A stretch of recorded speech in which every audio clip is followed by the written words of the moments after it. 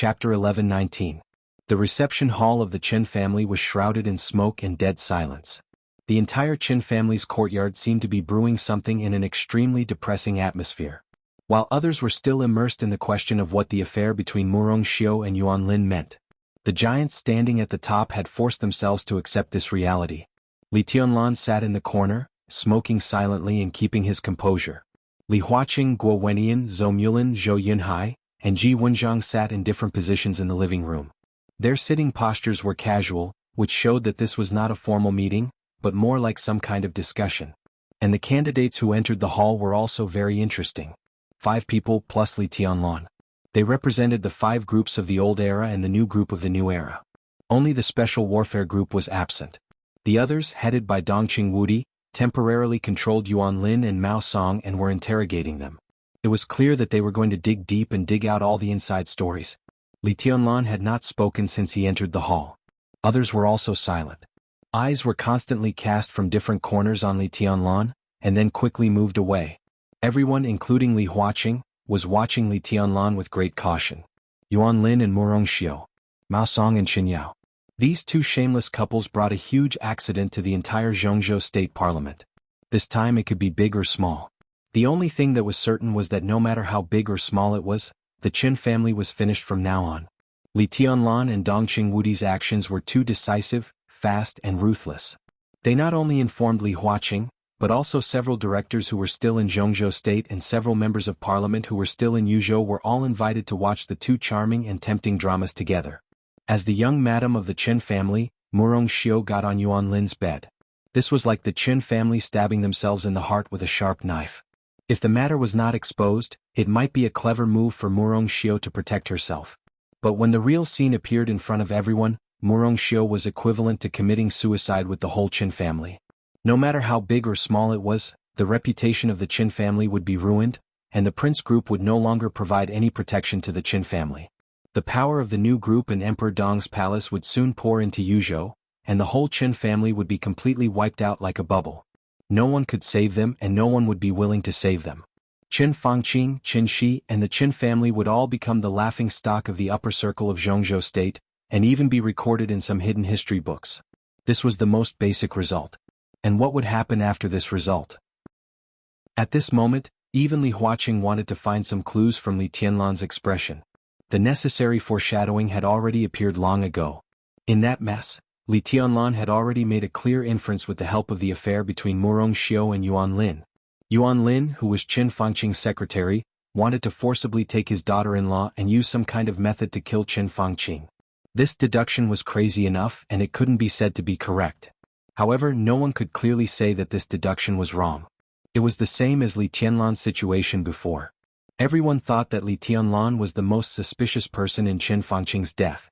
This answer couldn't be said to be correct, but it couldn't be said to be wrong either. There was no evidence. Li Tianlan couldn't prove his innocence. The parliament also couldn't confirm Li Tianlan's guilt. In this case, a unilateral denial was almost meaningless.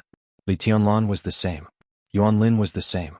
From this point of view, with the help of the affair between Yuan Lin and Murong Xiu, Li Tianlan could extend his inference, and he almost had the best chance to turn the tables in a desperate situation. Li Tianlan's target was not Yuan Lin. Not to mention that he was just a secretary now. Even if Yuan Lin really became the mayor of Yuzhou, Yuan Lin would have to look up to Li Tianlan. Li Tianlan's target revolved around the cause of Qin Fangqing's death. Yuan Lin's matter couldn't prove that Li Tianlan had nothing to do with Qin Fangqing's death, but the suspicion on him was mostly attracted by Yuan Lin. If Li Tianlan took this opportunity to turn the tables and wash away the suspicion on him, Qin Fangqing's death had nothing to do with the new group. What did that mean? All the giants present were a little annoyed. It meant that some of the balance that was about to be reached would be completely out of control, and it also meant that some of the new situations they had seen would also be fragmented. The suppression of the new group would become a target. If they wanted to appease Li Tianlan, they had to make further compensation to him. How great would the impact be? First of all, Wu Jingmin, who was about to retire, would directly take the position of the second prime minister of Jianghu state and become the next director. Bai Qingqian would naturally enter the parliament, and there would be no other variables. Personnel issues in the various departments of the cabinet became sensitive again. The competition between Hua Jingyang and Wen Siyuan would become white-hot again. As an important fulcrum for the academics to improve their internal structure, the status of Liaodong in Jianghu state would become uncertain again. The situation of the prince group was even worse. Their own people killed Qin Fangqing, which would inevitably lead to a big reshuffle within the prince group. In this case, it was difficult for them to push out a director who could cooperate with Guo Wentian to stabilize the situation in the next session. Of course, there were such candidates, but it was difficult for the prince group to find a candidate who could be recognized by everyone in the internal reorganization. In the case that they couldn't pass their own internal affairs, the support of the academics was undoubtedly a drop in the bucket. The cooperation between the two sides might come to an abrupt end. Without the support of the prince group, the situation of the academics would become difficult again.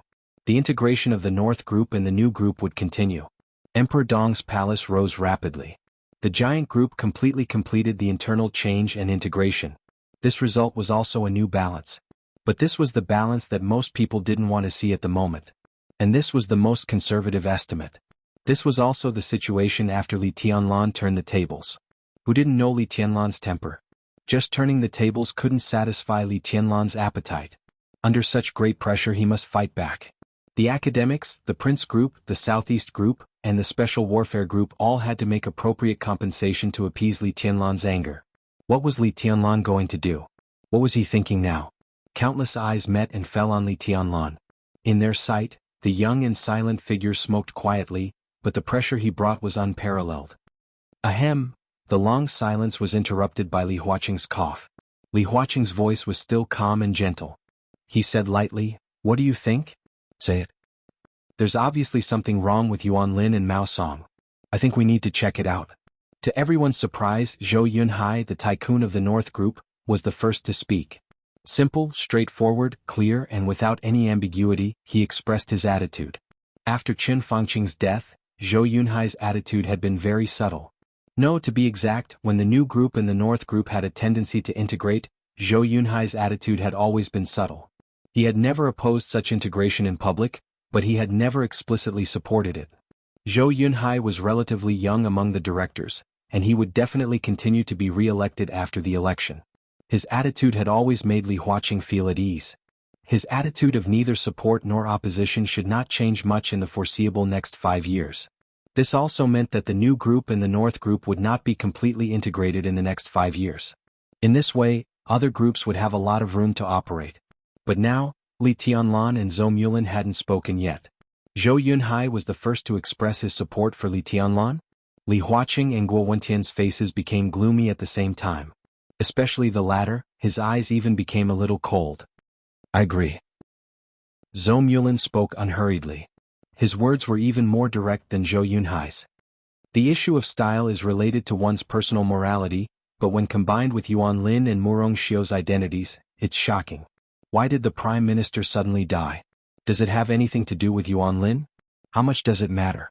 Investigate, we must investigate. This is a very serious matter. Yuan Lin is not stupid.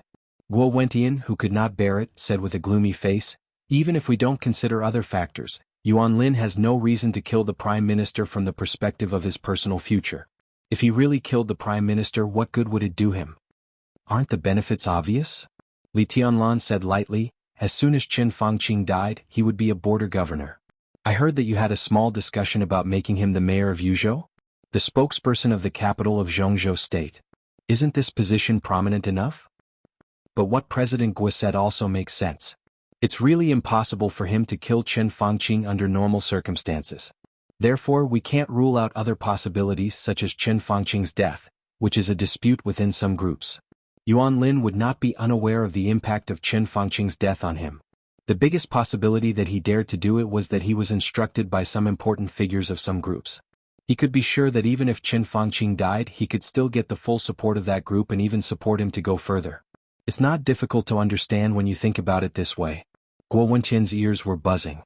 Everyone also looked in the direction of Li Tianlan in surprise. Sitting in the corner, it was dark around him, so no one could see his expression. But everyone understood what Li Tianlan meant. The counterattack did not wait for Li Tianlan to turn the tables. The real counterattack had begun now. A strong sense of crisis completely enveloped Guo Wentian.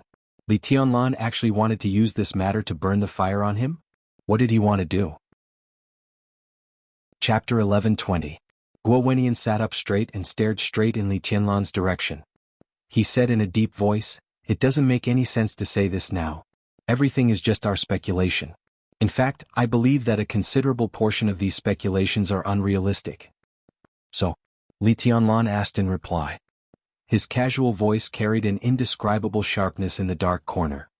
"So?" Guo Wenyan turned his head and looked at Li Huaqing, who had not spoken a word, and said seriously, "Mr. President, the most important thing is to stabilize the situation. In this case, I think stability trumps everything. Jianghu state is in troubled times now. We should still believe in our own wisdom. Don't always come up with some conspiracy theories, that's not good. It's very simple. I don't think we need to make it complicated. It's meaningless. If one had to think in the direction of conspiracy theory, this was no longer a scandal of one person, but a scandal of the whole Jianghu state. Going too far is as bad as falling short. I don't think it's necessary to go overboard." Li Tianlan fell silent. Guo Wenyan's nerves grew increasingly tense. He knew that the other party would never agree to his method of handling the situation, but he had no choice but to continue speaking and fight for more support, especially from Li Huaqing. "Yuan Lin and Murong Xiu are indeed a bit outrageous, and there's also Mao Song. It's all because of the messy things they've done that have corrupted society. I propose that Mao Song be dismissed from office and Yuan Lin be given a major demerit as punishment and transferred to the National Assembly. What we need to do the most in this matter is to quell his influence." Li Huaqing's brows twitched slightly. Guo Wenyan's solution was indeed the best one in his mind. If this proposal could be passed, the pressure on Li Tianlan's side would be reduced by more than half, and there would be new variables in the situation. But in the face of today's accident, this could be regarded as the best outcome.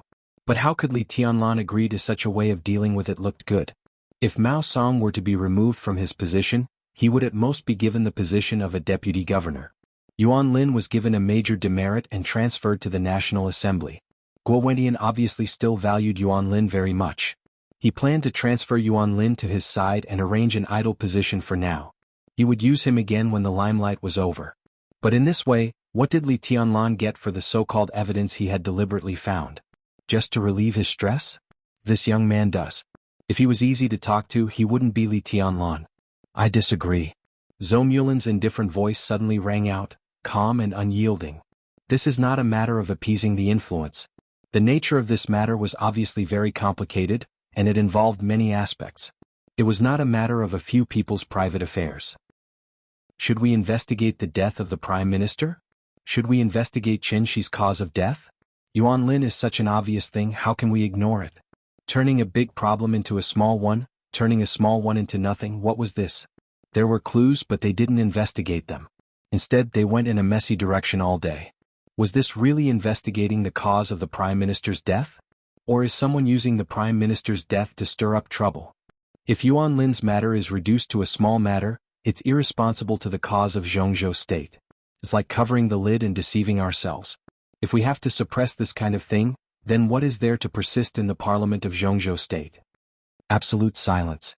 Everyone in the hall raised their heads and looked at Zhou Mulin in shock. Tough, serious, direct, and stern in expression. In recent years, Zhou Mulin spoke less and less in various meetings of the parliament. With his silence, the power of the giant group was slowly concentrated on Dongqing Wudi. Everyone thought that Zhou Mulin had retired in advance, but no one expected that on such an occasion today the old man who had been low-key for a long time would suddenly say such harsh words in a stern voice.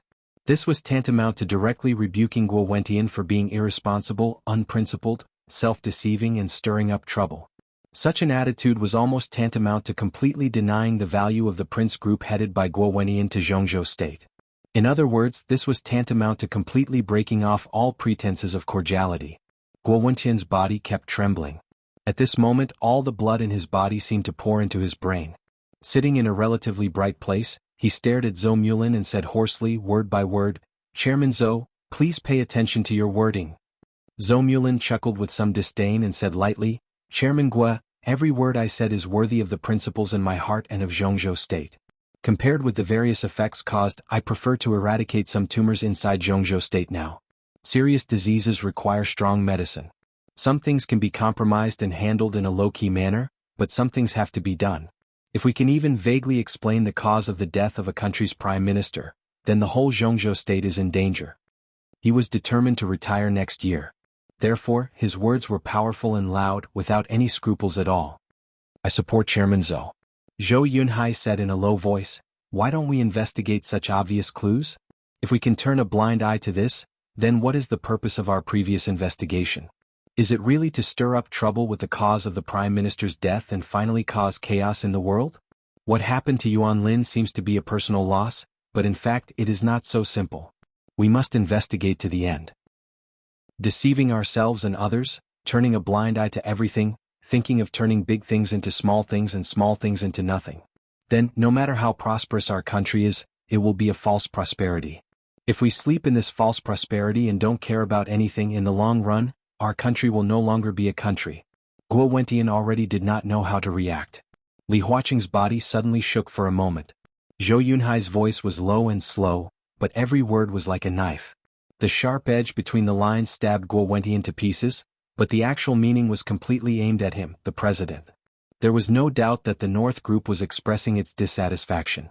The other party might understand his intention of stability, but the so-called stability could not be a bottomless concession and compromise. Otherwise, the so-called stability and prosperity obtained by this means would be false. The country would not be a country. This sentence was even more serious than Zhou Mulin's harsh words and stern countenance. This was no longer a matter of taking sides. This was the fundamental principle that Zhou Yunhai and Zhou Mulin really attached importance to. They could completely understand what Li Huaqing did after Qin Fangqing's death.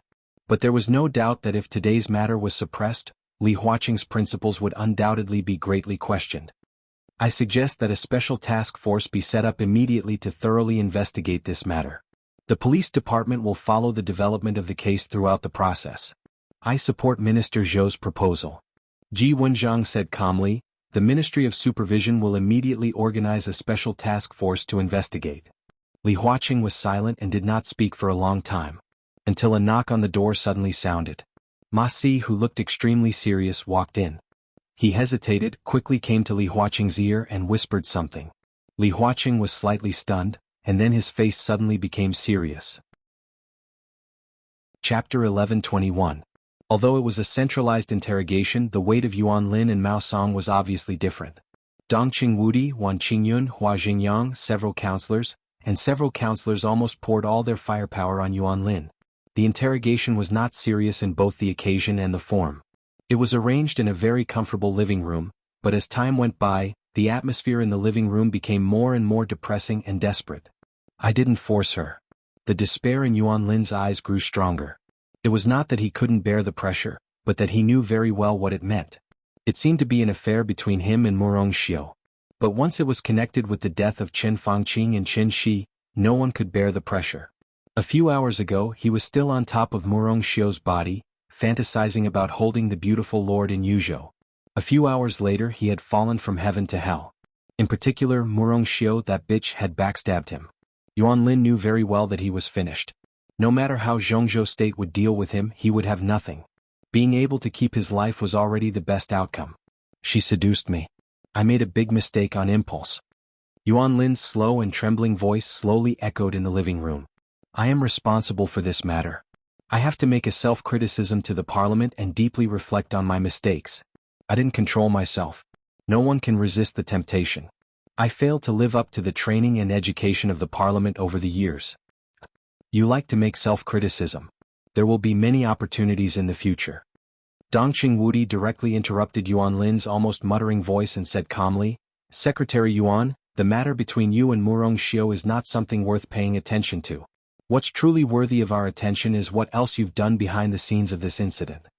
Yuan Lin's body shook. He looked at Dongqing Wudi blankly and did not speak. How long have you and Murong Xiu been together? Dongqing Wudi asked. 6 days. Yuan Lin was silent for a while and said hoarsely. The living room was slightly quiet for a moment. 6 days. 6 days ago in the afternoon, Qin Shi died in the Qin family's yard. That was to say, on the night of Qin Shi's death, Murong Xiu appeared in Yuan Lin's bed? How impatient were these two people? Ridiculous. Dongqing Wudi shook her head. I know I can't be forgiven for my mistake this time.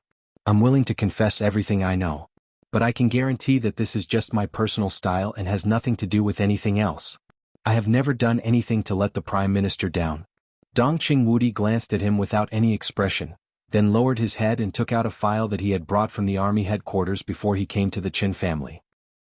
The file had been specially encrypted, which meant that only a very small number of people in the entire military could read it. Dongqing Wudi glanced down and said in a calm voice, "You can state your opinion, but there are some things we must investigate in detail. First of all, Secretary Yuan, tell me, where were you 26 days ago between the early morning of December 3rd and 2 o'clock in the afternoon of the 4th? Between the morning of December 3rd and 2 o'clock in the afternoon of December 4th. Yuan Lin was a little dazed and confused. He subconsciously whispered, "I don't remember." "I can remind you." Dongqing Wudi said expressionlessly, "That day you bought a plane ticket to Sinan City using an alias." Yuan Lin's face suddenly changed. His face suddenly became extremely pale and his eyes looked more desperate. On December 3rd, he took a plane from Yuzhou to Sinan City and flew to Nanyun Province with another identity in Sinan City. Then he took a train from Nanyun Province to Tianan. He went to Tianan Xinyuan City. In the Sky City Club in Xinyuan City, he met Jiang Shangyu and Li Guangtu, talked about cooperation, and finally returned to Yuzhou on December 4th. How did Dongqing Wudi know these things? Yuan Lin suddenly raised his head, stared at Dongqing Wudi fiercely and said in a hoarse voice, You monitor me? This is... No one monitors you. You're exaggerating. Dongqing Wudi said in a calm tone.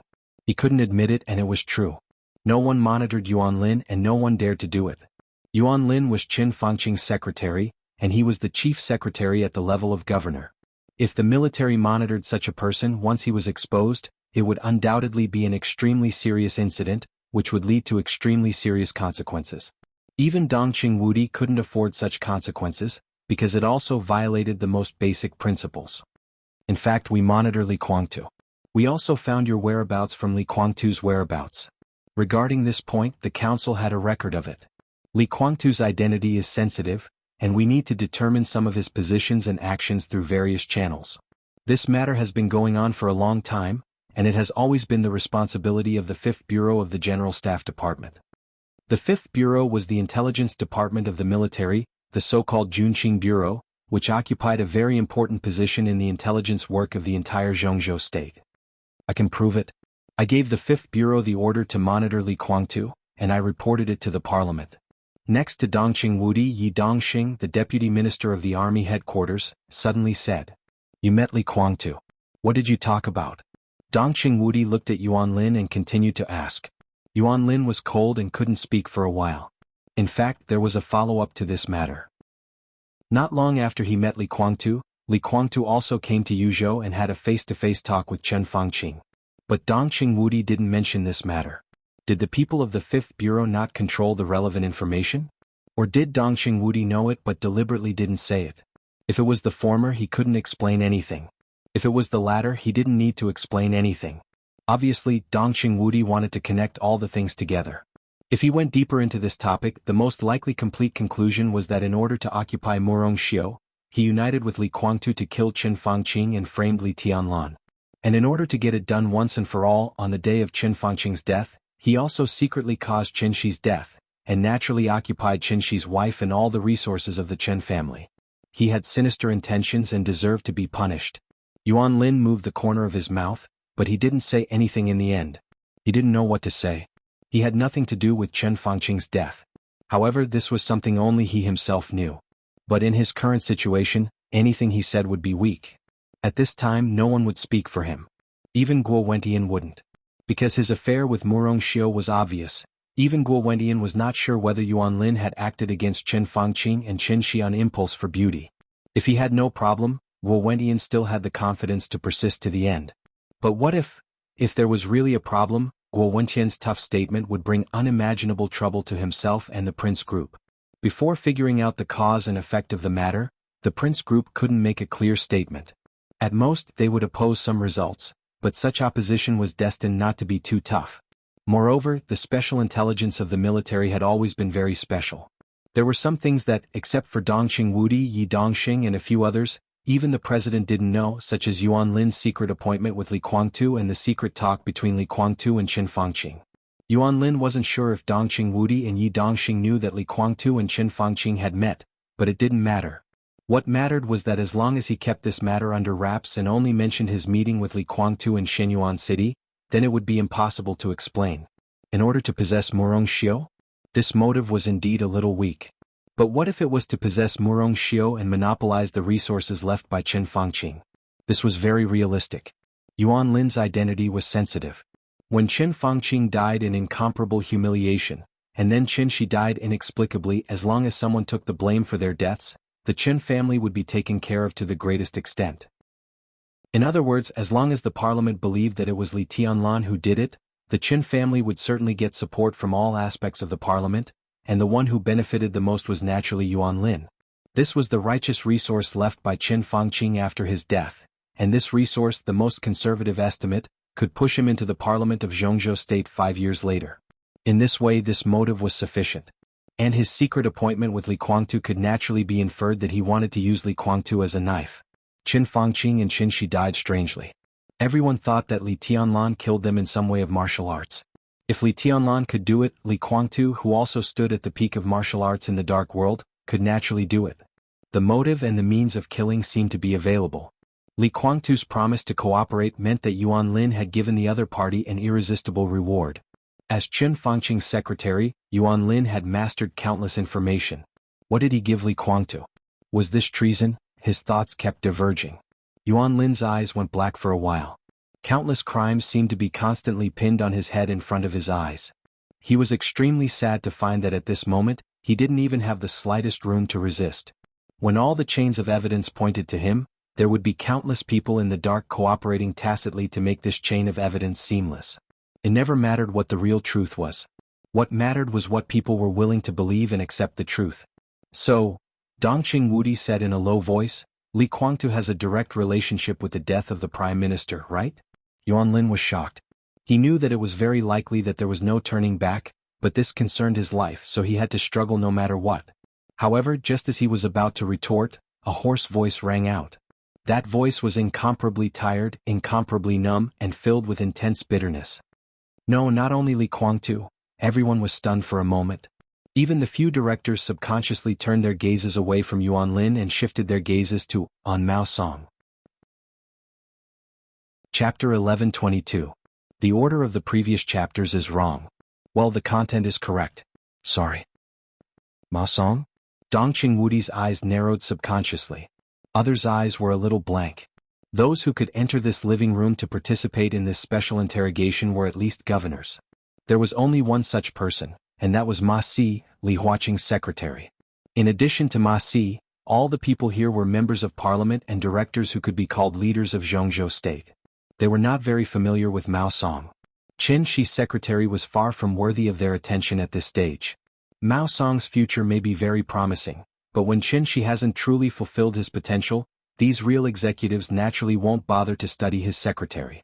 Therefore, although he was also brought to the interrogation room, basically no one paid attention to him. Everyone's attention was focused on Yuan Lin. As for Mao Song and Chen Yao, it was completely irrelevant. Mao Song was not qualified enough. Chen Yao was not as good as Murong Xiu. The value of his existence was at most a bargaining chip to be sacrificed. This was his fate. Mao Song was also very clear about his fate. Dongqing Wudi had led the direction of the conversation and completely forced Yuan Lin into a desperate situation. Unless there was a big accident, it was not hard to imagine Yuan Lin's fate. With Yuan Lin's fall, Mao Song also knew his fate. All of his duties and the future he had been looking forward to would come to naught. All of his deeds would be clearly investigated, and his family would be implicated.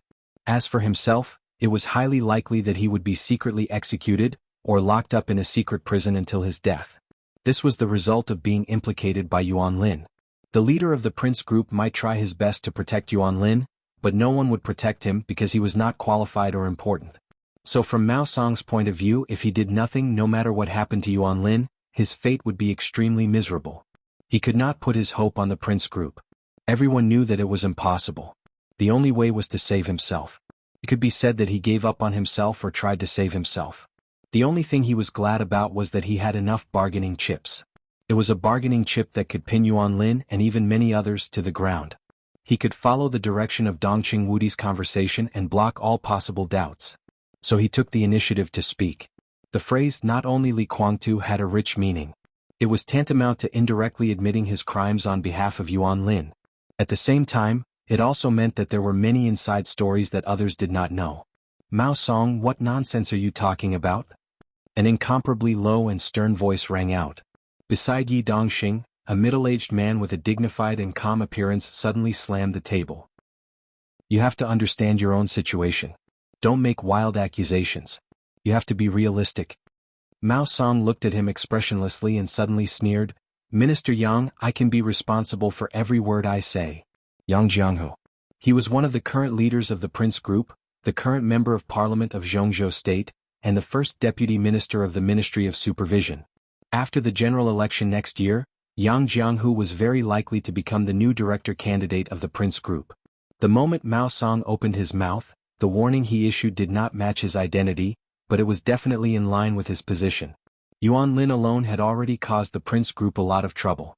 At this time, why did Mao Song come to join in the fun? Whether what Mao Song said next was the truth or a fabrication, Yang Jianghu did not want him to continue. He just wanted this matter to calm down as soon as possible. Fellow wise man in Jianghu, watch your attitude and words. Wan Qingyun, the Minister of Supervision who had been silent, frowned and said in a cold voice, whether what Mao Song said is true or not, we will investigate according to what he said, not stop him from speaking. Dongqing Wudi slightly raised his eyebrows and looked at Mao Song, his eyes a little flickering. Among these people present, he was probably the only one who had been paying attention to Mao Song. Even when he was interrogating Yuan Lin, he did not miss the change of Mao Song's expression out of the corner of his eye. Because Li Tianlan made it very clear that the turning point of this matter did not lie in Yuan Lin, but in Mao Song, who no one had paid serious attention to. Dongqing Wudi was originally thinking about how to shift the topic from Yuan Lin to Mao Song, but he did not expect that Mao Song had already taken the initiative to speak. Dongqing Wudi was a little surprised, but he did not show it on his face. He looked at Mao Song and said calmly, what do you know? I know a lot of things. Mao Song's eyes were a little hollow, but with these strange hopes. Yang Jianghu wanted to say something but did not speak in the end. He just looked at Mao Song full of warning. Dongqing Wudi nodded and said expressionlessly, go ahead. Ma Si, who was at the lowest level here, picked up a pen and began to make notes. Mao Song looked straight at Dongqing Wudi for a long time. He seemed to be hesitating and finally took a deep breath and said slowly, no, Minister Dongqing, if possible. I want to talk to you alone.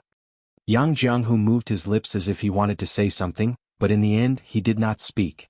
Dongqing Wudi was silent for a while and nodded. He stood up and pointed to a small lounge next to the living room. Come with me. Minister, Mao Song is in danger now. No one can guarantee that he will not do anything extreme. Your safety? Yang Jianghu finally spoke, but he automatically shut up halfway. His expression looked a little embarrassed. In a hurry, he felt like an idiot for saying what he subconsciously said. Everyone looked at him as if he were an idiot. Worried about Dongqing Wudi's safety? It was a complete joke. In recent years, after Dongqing Wudi entered the army headquarters, his reputation had been silent in the dark world for a long time. But it was just that he was not mentioned, it did not mean that he would be forgotten.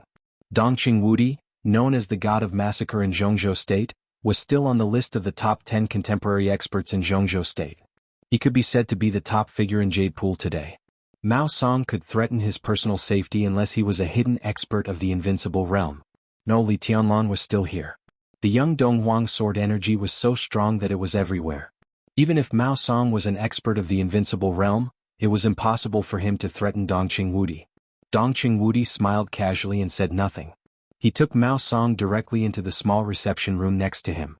The door of the reception room slowly closed, blocking everyone's sight. Sit down. Dongqing Wudi said slowly. Now he sat down on the sofa. Mao Song sat opposite Dongqing Wudi in silence as if thinking about something. Dongqing Wudi took out a pack of cigarettes without any anxiety. After taking one out and lighting it, he pushed the pack toward Mao Song. He could see the mental pressure Mao Song was under at this time, but he could also see Mao Song's determination. In fact, from the moment Mao Song opened his mouth, the nature of this matter seemed to have been doomed. Mao Song took out a cigarette, lit it and took big, almost greedy puffs. If nothing had happened today, he should have been smoking at this time, holding the beautiful woman of the Chen family in his arms. But now, Mao Song gave a wry smile and spat out the smoke. He looked up at Dongqing Wudi and was silent for nearly half a minute. Then he said in a low and hoarse voice, Minister, I want a chance to live. Dongqing Wudi seemed to be a little surprised but also not surprised. He raised his eyebrows and did not speak.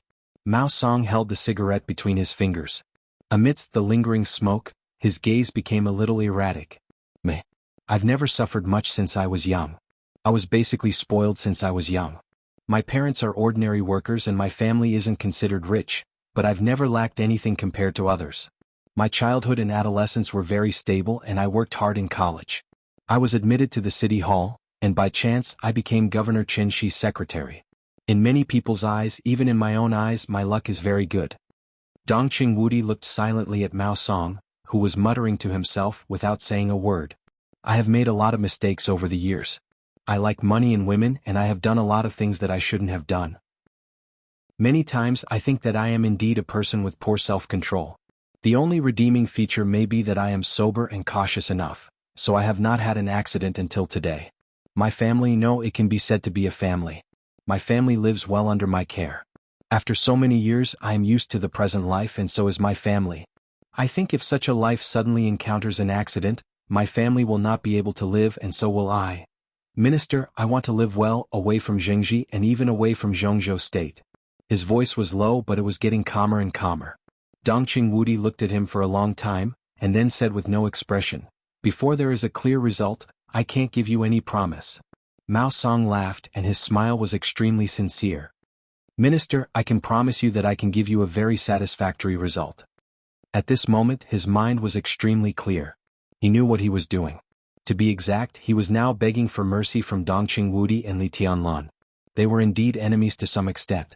But when his own people could not care about him, begging for mercy from the enemy was the only thing he could do, and it was also the only hope for his survival.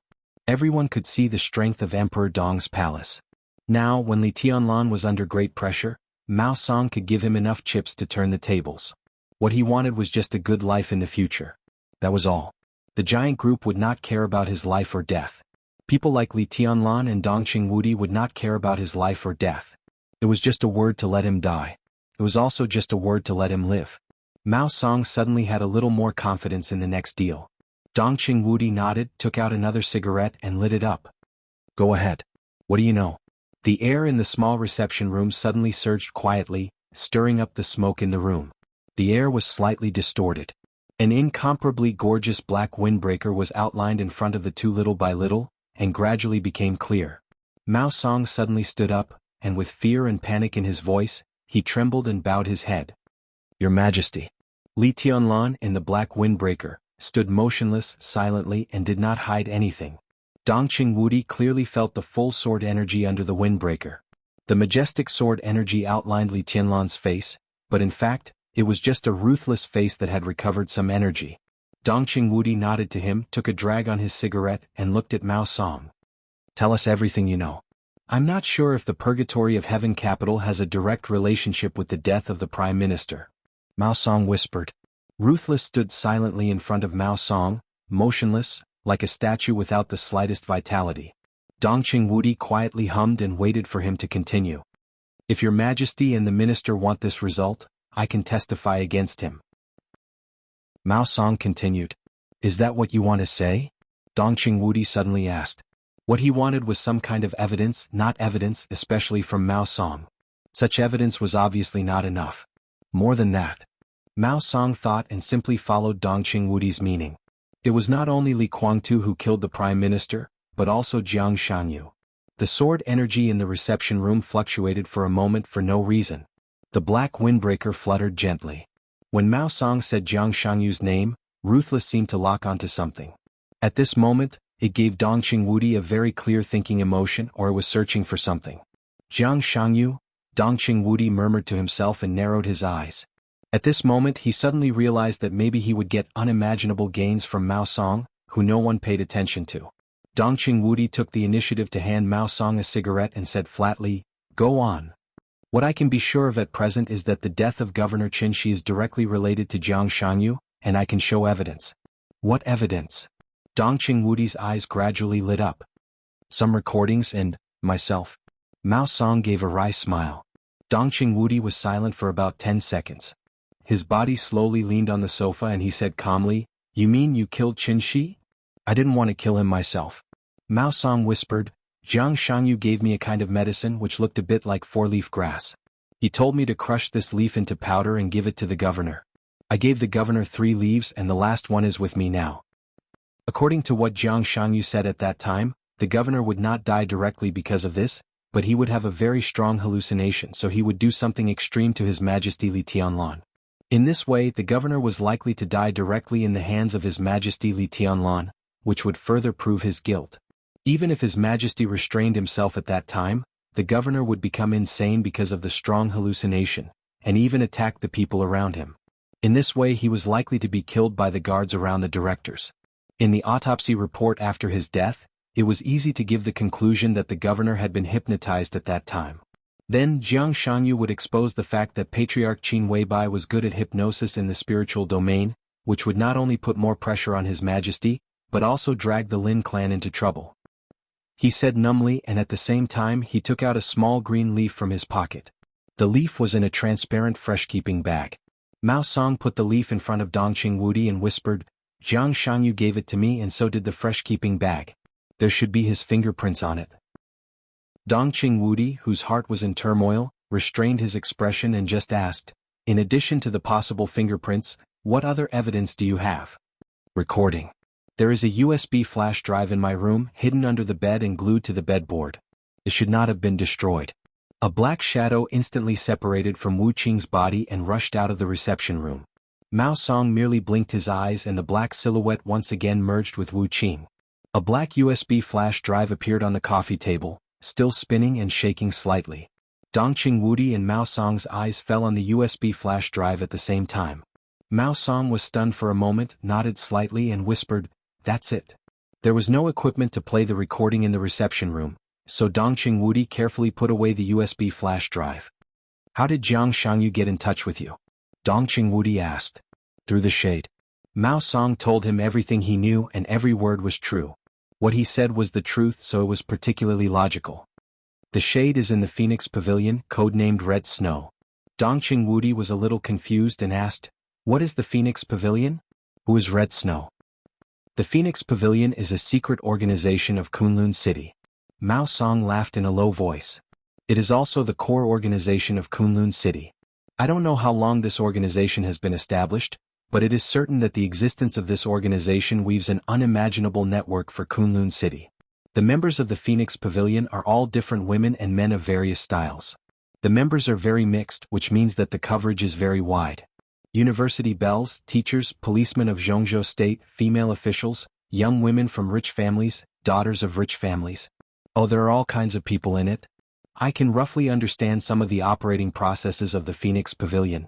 There are 4 very important departments inside the Phoenix Pavilion.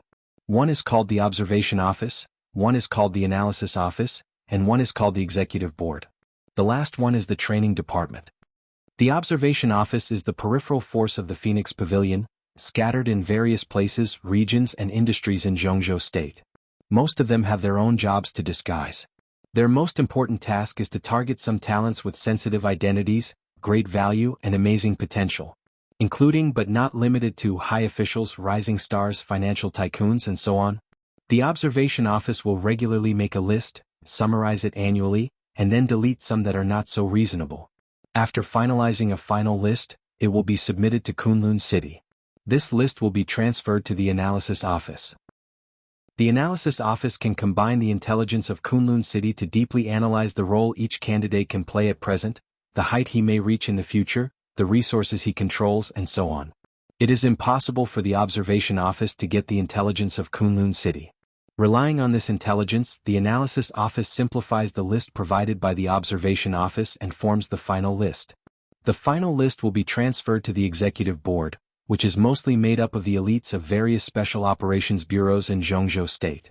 They will conduct the most detailed investigation on everyone on the list, such as their character, taste, hobbies, schedule, ideals, marital status, family relationship, and the opposite sex they like. They can even investigate their previous friends of the opposite sex and their current wives or husbands, understand the reason for their breakup, understand the couple's conflicts in their current lives, and so on. All the details are within the scope of the Executive Board's investigation, even down to what brand of toilet paper they like. The executive board will eventually produce a detailed investigation report and transfer it to the training department. Based on the investigation report, the training department will screen candidates in the Phoenix Pavilion who meet the target's taste. For example, Mao Song paused and then smiled with some complexity.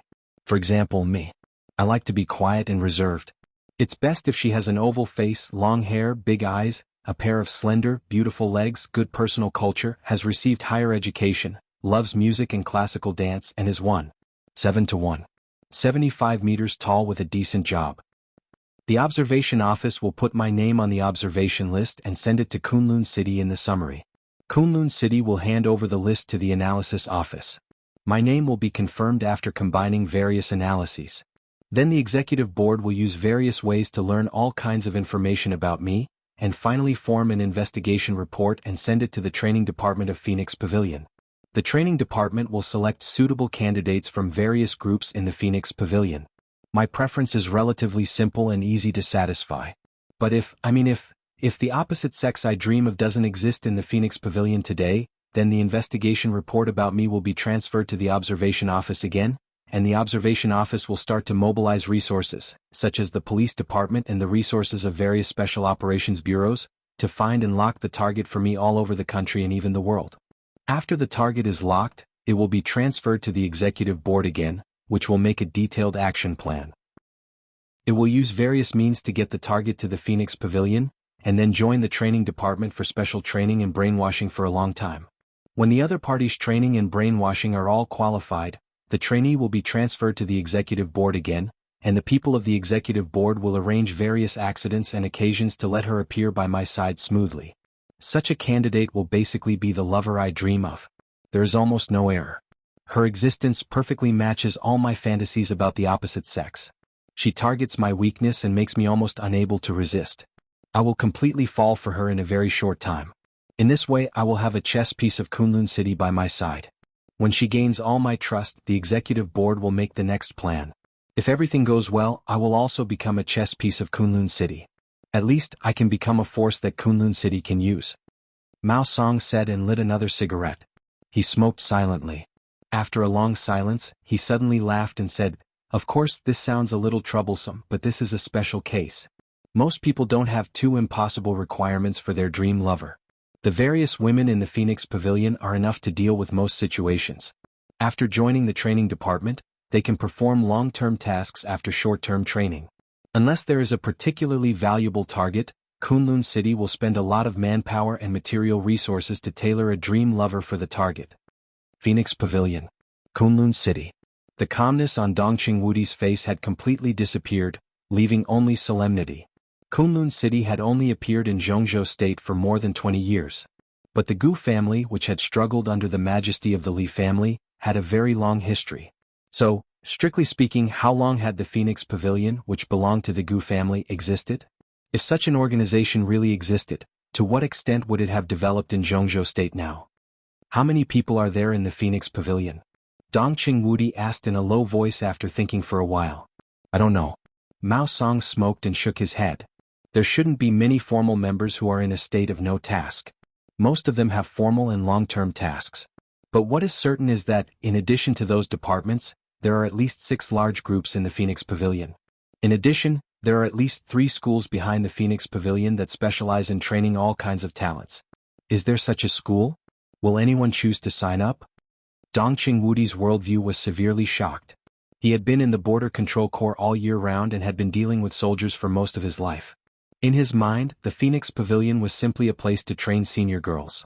A school set up in such a place. Would anyone sign up? I can tell you for sure that at least 3 of the schools are overcrowded. Mao Song smiled. In this day and age there are still a lot of good girls, but there are also a lot of girls with distorted values. There are even more beautiful and scheming girls who want to marry into a rich family. Some girls even share second-hand designer stockings with other girls in order to marry into a rich family. In order to get in and out of various so-called high-end occasions, they would rather squeeze dozens of people into a luxury hotel suite just to take a selfie to pretend to be a so-called socialite. In a high-end restaurant, more than 10 people have to pay for a cake together. They take turns to take photos and they have to be slapped for every bite. All humble and pitiful things. Compared with them, the Phoenix Pavilion can be said to be a paradise. At least the people in the Phoenix Pavilion, although the mission they undertake is contemptible, at least they are like human beings. As long as they can walk out of the Phoenix Pavilion, it means that they can definitely appear beside some big shot.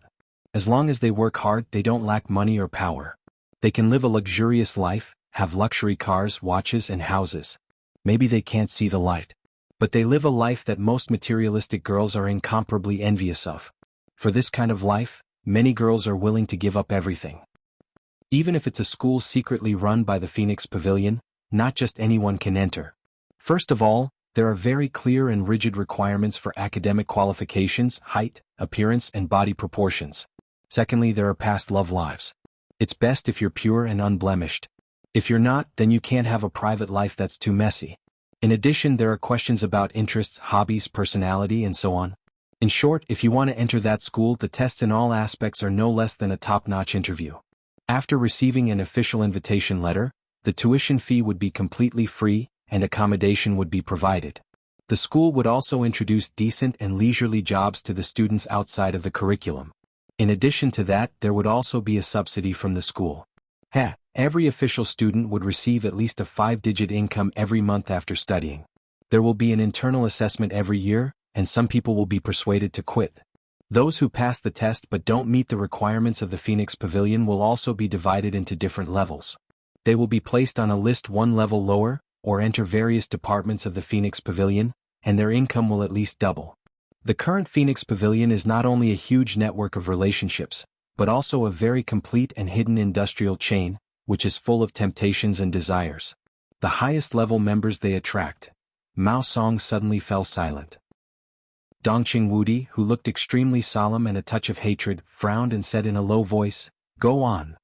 The highest level member they attract has reached the level of a member of parliament, but I don't know who he is." Dongqing Wudi was silent for a long time and did not speak. He was silently digesting the information Mao Song said. If the Phoenix Pavilion really existed and had developed for many years, then how much hidden power did Kunlun City and the Special Warfare Group have now? According to Mao Song, the existence of the Phoenix Pavilion must consume a lot of money every year or even every day for various expenses. In addition to other expenses, where did Kunlun City get the money to support the Phoenix Pavilion? Should I check the financial situation of the Special Warfare System? Dongqing Wudi thought silently, and a doubt naturally came to his mind. He glanced at Mao Song and asked, "How do you know these things? Besides, we seem to be talking about Jianghu. This is one thing." Mao Song's voice was flat as he said, "Hong Shui told me this yesterday. Her real name is Lin Yin, and she belongs to the Phoenix Pavilion's 6th group, the Azure Phoenix Group. She's also the woman of my dreams that the Phoenix Pavilion secretly arranged for me. She's been with me for many years and has developed feelings for me. That's why she told me these secrets. In addition to being an elite cultivated by the Phoenix Pavilion, she is also one of Jiang Shangyu's pawns. A long time ago, at least 10 years ago, the Jiang family in Beijing began to slowly infiltrate the Phoenix Pavilion. Hong Shui is now in Building 11 of the Ants Villa district in Yuzhou. The minister can send someone to bring her here for evidence now. In addition, Hong Shui's immediate boss, Lu Dongyue, the leader of the Green Phoenix Group, is now in Nanyun Province. On the surface, he is the director of the 6th Division of the Nanyun Special Operations Bureau, but in fact, he is the main person in charge of the Phoenix Pavilion in Nanyun Province. At the same time, he is also one of the 3 main executives of the Phoenix Pavilion in the southwest region of Zhongzhou State. Dongqing Wudi quickly took out his mobile phone and sent 2 text messages. He arranged for someone to control Hong Shui and Lu Dongyue as soon as possible. The villa area where Hong Shui lived was not far from here and the army headquarters. He could get it done as soon as he sent the text message to Bai Qingzhao. As for Nanyun, although it was a place where the Prince Group had a deep influence, it was also a place where Dongqing Wudi had a deep influence. More than 100,000 troops of the Blood Battalion of the Border Control Corps had always been stationed there. If necessary, as long as Dongqing Wudi gave the order, more than 100,000 troops would be enough to surround the Special Operations Bureau of Nanyun Province in the shortest time. After doing all this, Dongqing Wudi subconsciously raised his head and glanced at Wu Qing. Wu Qing was still standing quietly, but he turned around and was staring at the leaf in a fresh-keeping bag on the table, as if he was thinking about something. Dongqing Wudi had intended to get up and call Yi Dongxing and the others in to make a record, but after thinking about it, he didn't move. He took a deep look at Mao Song and said slowly, "Do you have anything else to say?" It had to be said that if Mao Song's words could be confirmed, then the pressure on the giant group and the new group would dissipate by more than half in the shortest time. What Mao Song said could be said to be full of sincerity, which completely gave Li Tianlan the bargaining chip to turn the tables in a desperate situation. Compared with this bargaining chip, what Mao Song said about wanting to live or even living a better life was completely insignificant. That's all I know, and that's what you can find out in the shortest time. As for what happens after that, you have to dig deeper. Mao Song shook his head and said softly, but Jiang Shangyu is very ambitious. Red Snow told me that he and Gu Xingyun seem to have cooperated. No one knows how many things he has secretly planned. First he wooed me, then Yuan Lin, or Yuan Lin then me. Then, at the most suitable time, he killed the Prime Minister and the Governor through us and put the blame on His Majesty Li Tianlan. His plot must be beyond the imagination of ordinary people.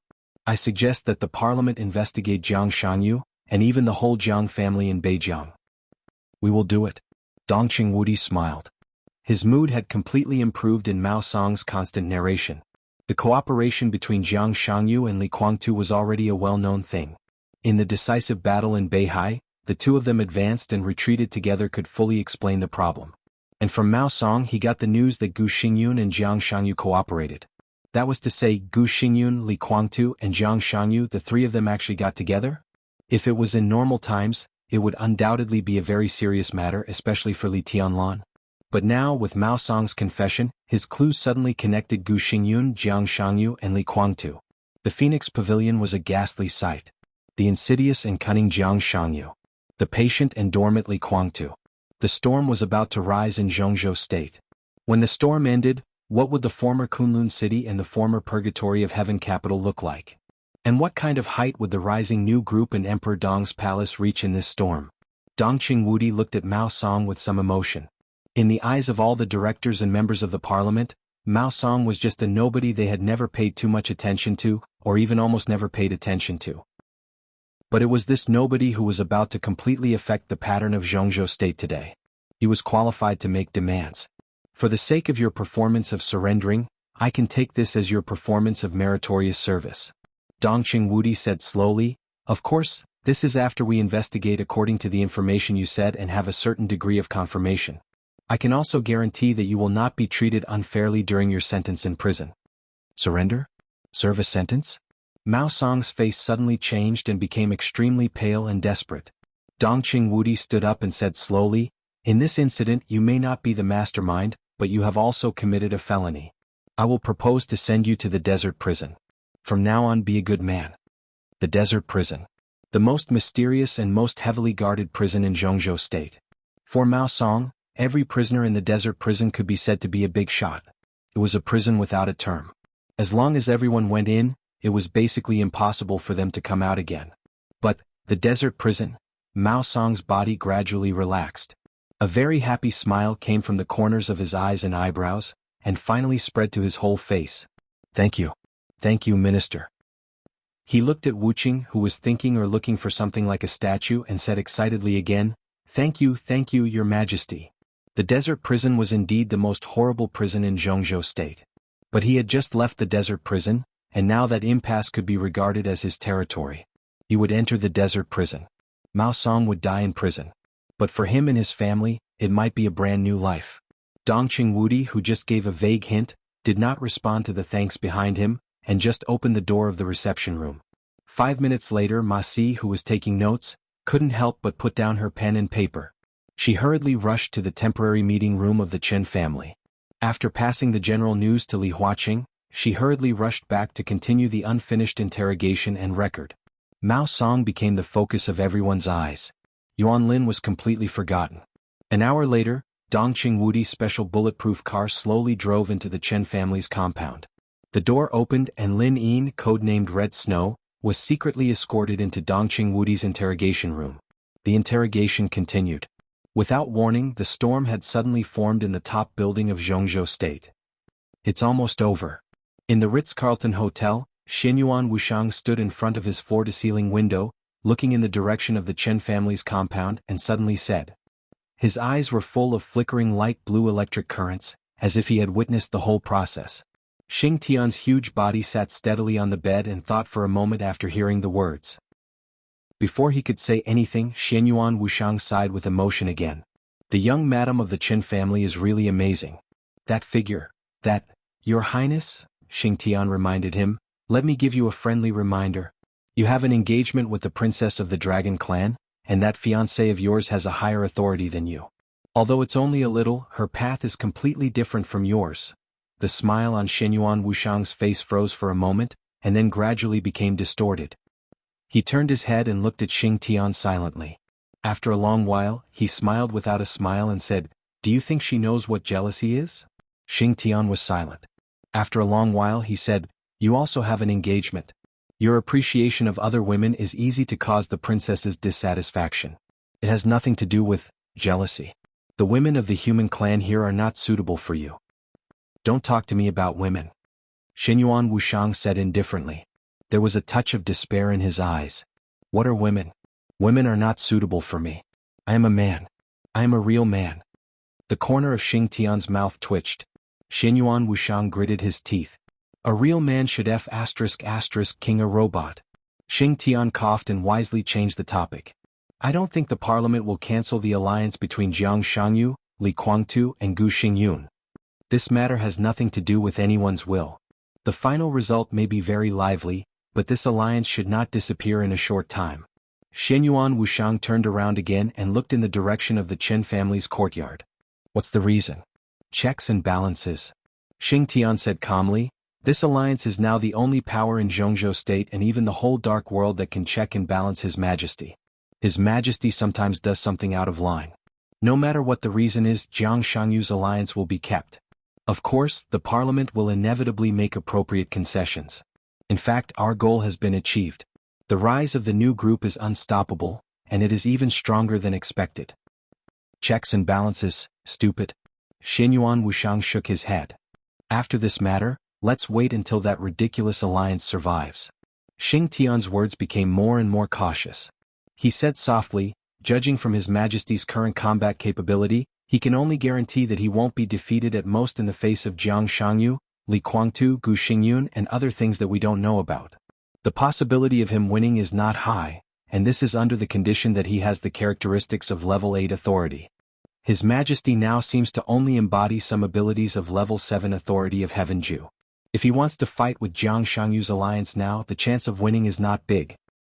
You have never reached level 8 authority in martial arts before, have you? Xianyuan Wushang suddenly asked. Xingtian was stunned and then said quietly, My main authority has always been calligraphy. So you don't understand. Xianyuan Wushang said softly, The level 8 authority of martial arts has to go through life and death. If Big Brother's breakthrough this time was not incredible, I would not dare to take too many risks. But his breakthrough this time is too exaggerated. He has just broken through, but he already has the characteristics of level 7 authority. Although his actual combat capability is far less than that of a real Heaven Jew, if he is out of the real environment, the authority can't be copied. This also means that these thresholds are not obstacles for Big Brother at all. What he needs is experience and the authority in the future. Whether it is restarting or ending, these are always his authority. Xianyuan Wushang thought quietly and said softly, Before there is a breakthrough in sister-in-law's dream, level 8 authority is Big Brother's limit, but it is also a crucial element. He must go through life and death to really understand something. Xingtian was silent. He could roughly determine the current direction of Jiang Shangyu, and from the leaf that Mao Song took out, he could roughly understand Jiang Shangyu's surrounding environment. Now he might still be in Miracle City, but the place where he was already equivalent to the Chaos Camp or the Shadow Camp. In such an environment, Xianyuan Wushang and Xingtian would expose themselves as soon as they took action. It was difficult for them to even get close to the forest, let alone follow Li Tianlan to that forest. When they were not sure what the state of the shadow creature behind Jiang Shangyu was, they did not dare to rashly describe it, otherwise they might even hurt Li Tianlan. The parliament had already investigated the problem. With Li Tianlan's temper, since he knew the existence of Jiang Shangyu, it was impossible for him to pretend that this thing had not happened. His character was not destined to let him swallow this anger. And the reality would also make him try his best. Even Xingtian knew that Li Huaqing and others would not give up the Jiang Shangyu alliance, the only chess piece that could balance Li Tianlan. How could Li Tianlan himself not know? However, in the face of the evidence given by Mao Song, it was really not so easy to make a decision to protect the Jiang Shangyu alliance. The parliament needed to discuss, play and discuss. And before the official result appeared, it would also be when Li Tianlan could unscrupulously retaliate against the Jianghu alliance. Time was very limited. When the parliament made a decision, many things would not be easy to change. Li Tianlan either accepted the compensation and reached a new balance with the major groups in Jianghu state, or, no, there was no other choice. This was his only choice. Now all aspects need time. Xianyuan Wuxiang whispered, "It depends on who can seize the opportunity first." In the past decades, Li Shi's life finally ushered in a very rare period of peace. Her short-term life in Emperor Dong's palace was stable and leisurely. As the third deputy palace master of Emperor Dong's palace, her injury was no longer a problem after being treated by Xianyuan Wuxiang, so she naturally became the strongest of the three deputy palace masters. However, unlike Situ Tsangyue and Saint, she had nothing to manage in Emperor Dong's palace. The position of deputy palace master seemed more like an idle position when there was nothing to do. Li Tianlan gave her a piece of land in front of a garden villa in Emperor Dong's palace. After Li Shi and Li Qingqing lived here, they rarely left. Li Shi stayed in the villa most of the time. The only request she made was to ask the elites of Emperor Dong's palace to buy some books. A cup of tea and a book in her hand seemed to be able to easily pass the day. Li Qingqing occasionally walked in Emperor Dong's palace, but most of the time she accompanied her mother or took care of the flowers and plants in front of the villa. There were no maids, gardeners or cooks in the villa. Occasionally, there were logistics personnel who delivered meals to the mother and daughter. But more often the mother and daughter went out to buy some simple vegetables and cooked by themselves. They lived in Emperor Dong's palace in this way. They did not integrate into Emperor Dong's palace, but they did not tidy up either. It seemed that they lived in peace and isolation. Qingqing, is this kind of life what you want? In the gradually darkening night, the exquisitely decorated villa turned on the lights. After dinner, the mother and daughter were washing the dishes in the kitchen. Feeling the cool and clear water droplets falling on their hands, Li Shi suddenly turned to look at her daughter and asked. Li Qingqing looked at Li Shi with some doubts, and then lowered her head to wash the dishes. She stood straight, lowered her head, and blinked her eyelashes, looking focused and docile. It's actually very good. It's very quiet and relaxed. No one forces me to attend classes and receive training, no one urges me to practice martial arts, and no one teaches me some talents that I don't like. A very happy smile appeared on Li Qingqing's beautiful face. I haven't meditated for several days. I suddenly feel very safe here. It seems that the past is in the past.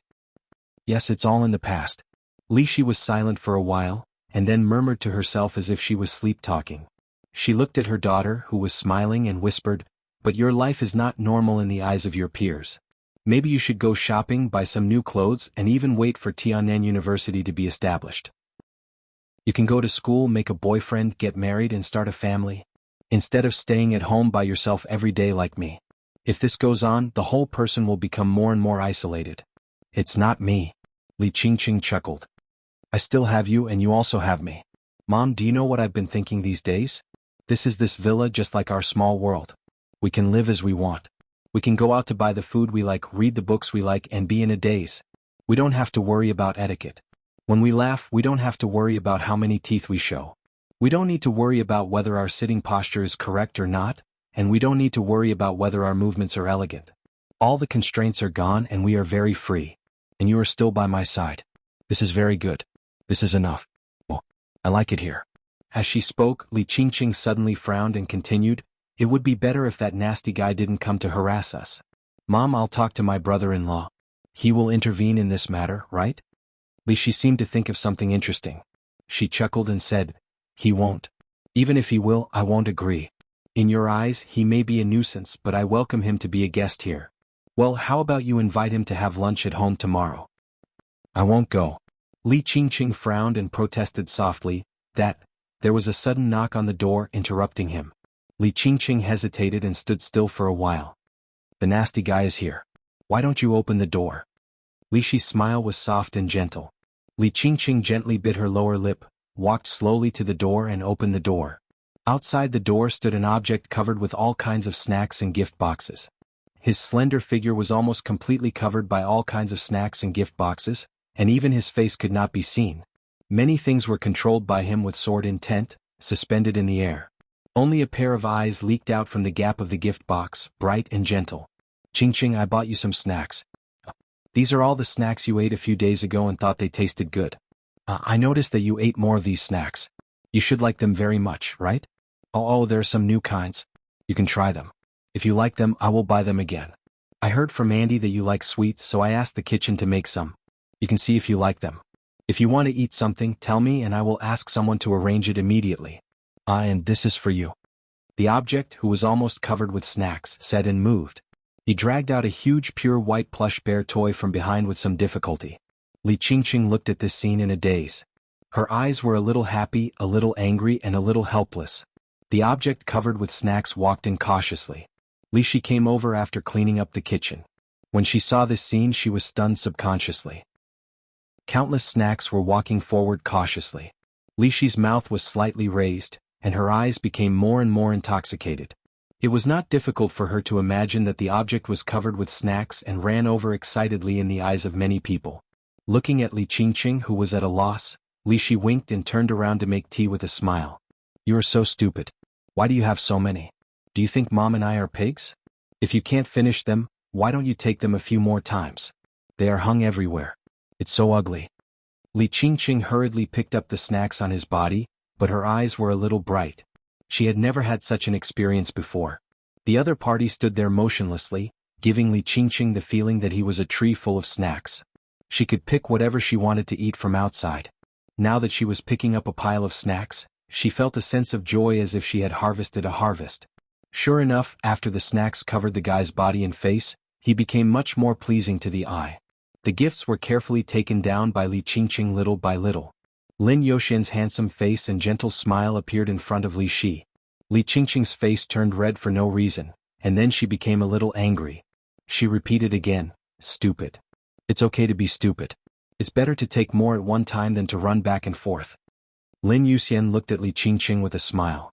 "Don't come if you think it's troublesome. Mom and I are willing to be quiet." Li Shi snorted softly. She resisted verbally, but she seemed to be used to taking a pair of men's slippers from the shoe cabinet. It seemed that, probably, she was really used to it, a little bit. Li Qingqing looked at the slippers she threw on the ground and was a little dazed. The mother and daughter had not been in Emperor Dong's palace for a long time, but the guy in front of them appeared too frequently. In the first 2 days it was better. Later, as their injuries recovered, as long as Lin Youxian was still in Emperor Dong's palace, he almost came here as soon as he had time. He came here as soon as he had time. He had nothing to do at all. In the beginning, when he couldn't get the treatment of entering the house, he stood outside the door and talked. Or when Li Qingqing happened to be outside, he would look at the flowers and plants with her. Or he would bring some snacks, desserts, handmade toys, or ask her out for dinner and a movie. Sometimes he even came here without thinking about what to do. At the most frequent time, Lin Youxian came here 16 times a day. Li Shi looked at him with a smile. Li Qingqing, who had never experienced this situation, almost collapsed. As he came here day by day, Li Qingqing finally allowed him to enter the house for a cup of tea. The next day, when she went shopping with her mother in the supermarket, her mother took a pair of men's slippers. She was confused, but Li Qingqing did not object. Then this pair of shoes became exclusive to Lin Youxian. "I don't think it's troublesome. I mean, I can save the time of running back and see you more." Lin Youxian's voice was as gentle as the wind. He picked up the big white bear sitting on his leg and handed it to Li Qingqing. He smiled and said, "It's for you." "Don't talk nonsense." Li Qingqing glared at Lin Youxian and wanted to refuse the gift. But for her, who had almost no childhood since she was a child, the big white bear in front of her was so cute. She hesitated, took it and said thank you in a low voice. Lin Youxian did not speak but looked at her softly. There seemed to be thousands of words in his eyes. The girl who had been stabbed by him in Huading. This girl was always in his mind but could only be suppressed in the bottom of his heart. Lin Youxian had to admit that when he knew that she would live in Emperor Dong's palace in the future, in addition to astonishment, there was only endless ecstasy in his heart. This was the goddess and angel that he was willing to protect for a lifetime. The goddess and angel that could only belong to him. "Do you want to go to the movies?" Lin Youxian said softly. "Recently, a new cartoon has been released. It's very good. Do you want to go together?" Li Qingqing hesitated and shook her head. "No, I'll accompany my mother." He looked at Lin Youxian, whose eyes were deep and gentle without disappointment, and whispered, "Come and have a cup of tea." "Okay." Lin Youxian's smile became extremely bright in an instant. The two turned around the porch. On the sofa in the living room, Li Shi had begun to make tea. Auntie. Lin Yuxian greeted her respectfully. Come and sit down. Li Shi smiled gently. Wait a while. I'm not in a hurry. Lin Yuxian smiled a little honestly. There is one thing good about me. I don't like to be regarded as an outsider. Auntie, you don't have to be so troublesome. It's not troublesome. Li Shi just opened her mouth with a chuckle and a phone suddenly rang. Li Shi was stunned. She seemed to be a little surprised that someone would call her. He had a mobile phone which he got after coming to Emperor Dong's palace. There were very few contacts in the address book. In addition to Li Qingqing, there were only a few high-level people in Emperor Dong's palace. On weekdays the mobile phone basically would not ring here. She took the mobile phone from under the coffee table with some doubts and glanced at the number. Li Shi's movements were slightly stiff, and she was silent for a few seconds. I'll answer the phone. She looked up and smiled with no abnormal expression. Qingqing, you have a good chat. You have a good chat. Lin Yuxian got up with a smile and watched Li Shi walk upstairs. Her figure stepped on the corner of the second floor, and she finally pressed the answer button. Sorry, Ms. Li Shi. I hope I didn't disturb your rest at this time. A cold and pleasant voice sounded on the other end of the phone. Li Shi was silent for a moment and whispered, I just had dinner. Boss Qin, what's the matter? Qin Weibai on the other end of the phone smiled gently. It's about Kunlun City. Li Shi was silent. Her life had been very peaceful, but it did not mean that she had forgotten Kunlun City, the place that brought her countless pain and despair. There are new variables in the case of Chen Fangqing and Chen Shi. Of course, this is a better variable for us. In such a situation, I think there is no need for Kunlun City to exist. There was no need for Kunlun City to exist. Kunlun City? Li Shi's eyes suddenly widened and she said subconsciously, What did you say? I need your help. Qin Weibai said with a smile. Li Shi was silent, and the special warfare city in the ice and snow subconsciously appeared in her mind. For Kunlun City, the Gu family and Gu Xingyun, Li Shi couldn't tell what kind of mentality she had. It was a kind of mentality that she couldn't tell or understand after countless emotions merged together. But one thing was certain. If Kunlun City could really disappear, Li Shi was willing to provide all the help she could without hesitation. Li Shi's eyes became extremely determined in an instant. What do you need me to do? You don't need to do anything. Qin Weibai whispered, It's enough to testify. Mao Song has confessed the existence of Phoenix Pavilion. Zhongzhou State will soon launch an investigation, but it will be very fast.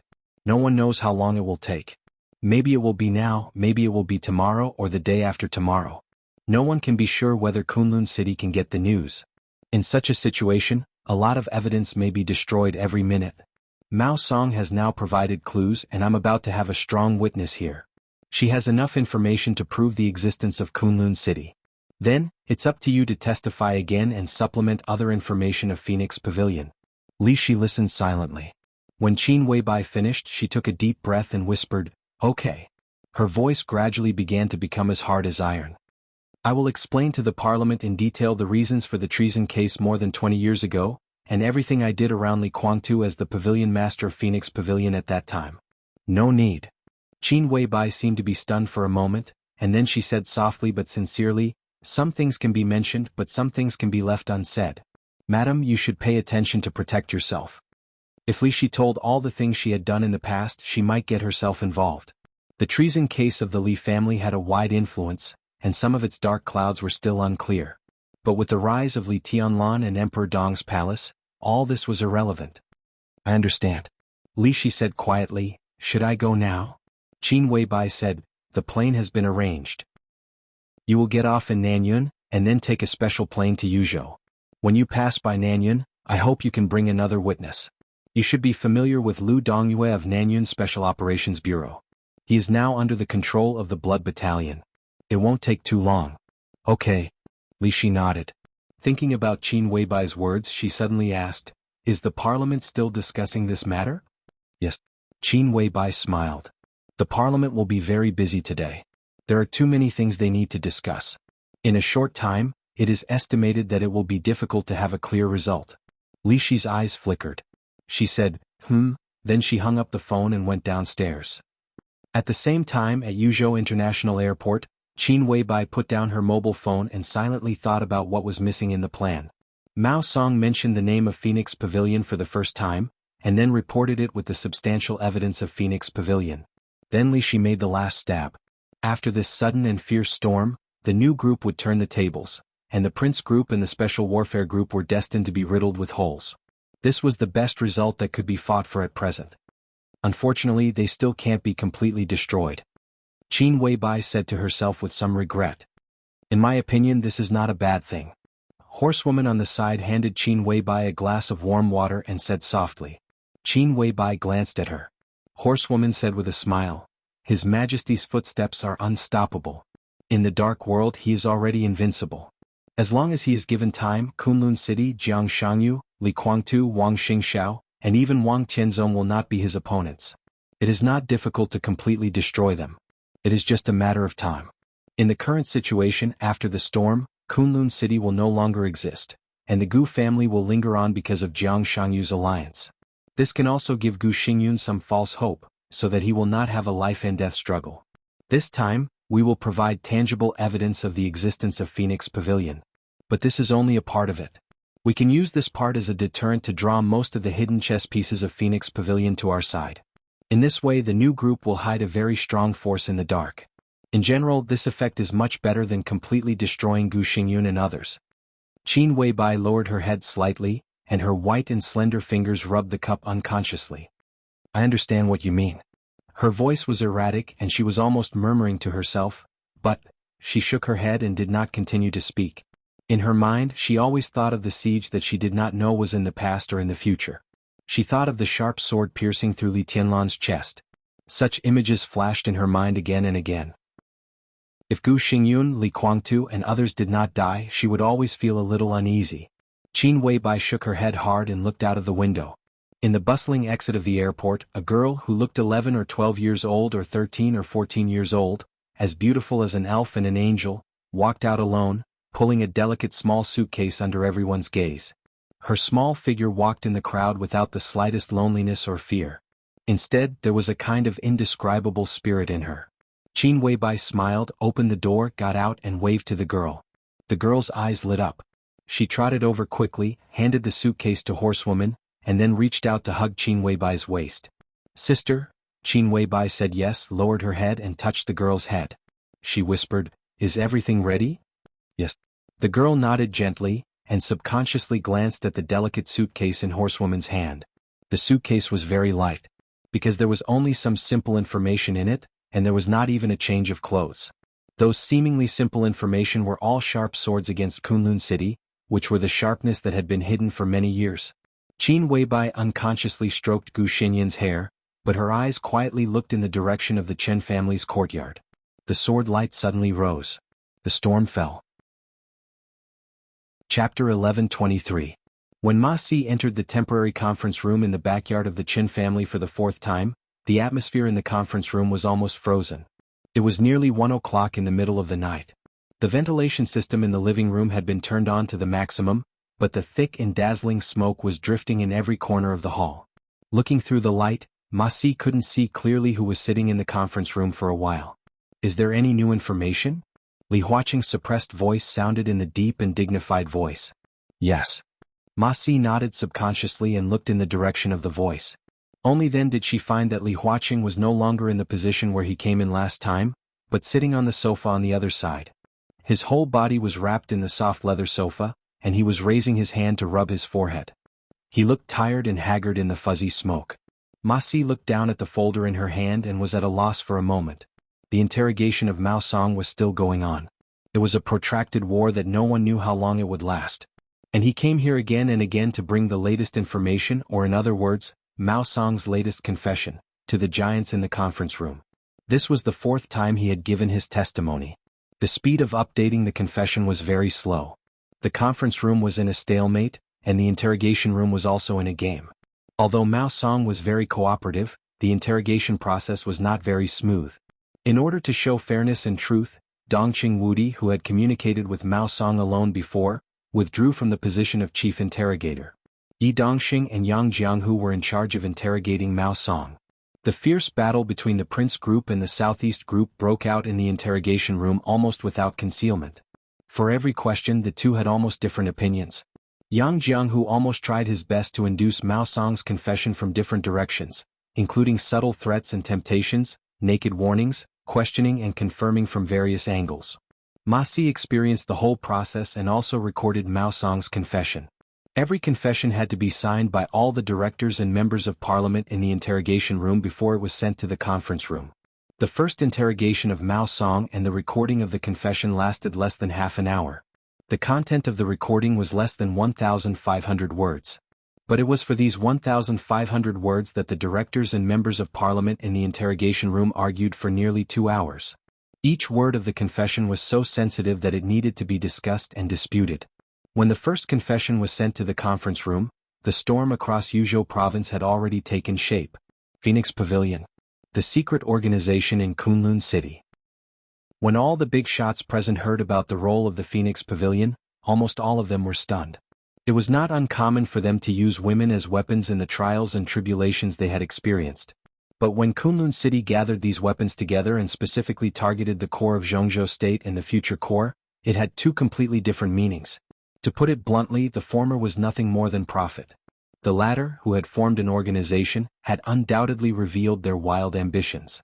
It took even longer for Mao Song's second statement to be delivered to the conference room. It was already 7 o'clock in the evening. The second confession recorded in great detail about the operation situation of the Phoenix Pavilion in Kunlun City. The major departments coordinated with each other and cooperated seamlessly. Following that, a fierce argument broke out in the conference room. When the third statement was delivered, this dispute was pushed to the climax. It was not just the conference room. Even the interrogation room was in a state of mutual hostility. Because in Mao Song's third confession, he mentioned some lists that the Phoenix Pavilion had been constantly infiltrating over the years. With Mao Song's position, it was naturally impossible for him to come into contact with those who were too important. There were only a few rising stars who had enough potential to rise. However, this list, coupled with Mao Song's vague statement that there were counselor-level figures who were involved in the Phoenix Pavilion's pink trap, every word of his confession was extremely shocking. The fiercest dispute or even quarrel in the interrogation room came from this. A counselor giant became the prey of the Phoenix Pavilion. Regarding this, Mao Song did not produce substantial evidence. He just affirmed this point but could not determine which counselor it was. When Ma Si recorded Mao Song's testimony, Jianghu was the first to express a clear objection. He bluntly said that Mao Song's testimony was ridiculous and not credible. Yi Dongxing insisted on seeking truth from facts. He recorded this point and conveyed it to the conference room. His point of view was also very simple. Perhaps Mao Song's testimony was not credible, but this was not a reason not to record it. The truth of the matter needed to be investigated and distinguished by the big shots in the conference room. To hide some clues that could cause serious consequences here was, to a certain extent, irresponsible. The two counselors argued in the interrogation room for nearly half an hour, and neither of them could convince the other. In the end, Dongqing Wudi personally made the decision, took notes as usual, and conveyed the complete version of the confession to the conference room. The moment Dongqing Wudi made the decision, Ma Si noticed that Jianghu's face suddenly became extremely cold, and there was even a touch of cruel cold light in his eyes. Now Ma Si knocked on the door of the conference room again, holding the fourth confession in his hand. The fourth confession was the final interrogation of Mao Song, as well as another interrogation of Lin Yin. The combination of the two confessions proved the authenticity of what Mao Song said. In Lin Yin's confession, the other party provided a school affiliated with Phoenix Pavilion, located in the suburbs of Huading, and the things recorded in it were even more absurd and amazing. Mao Song walked to Li Huaqing with heavy steps and handed the information in his hand to Li Huaqing. His eyes were a little unfocused. As Li Huaqing's secretary, he knew very well that the 4 consecutive confessions were not what Li Huaqing wanted to see.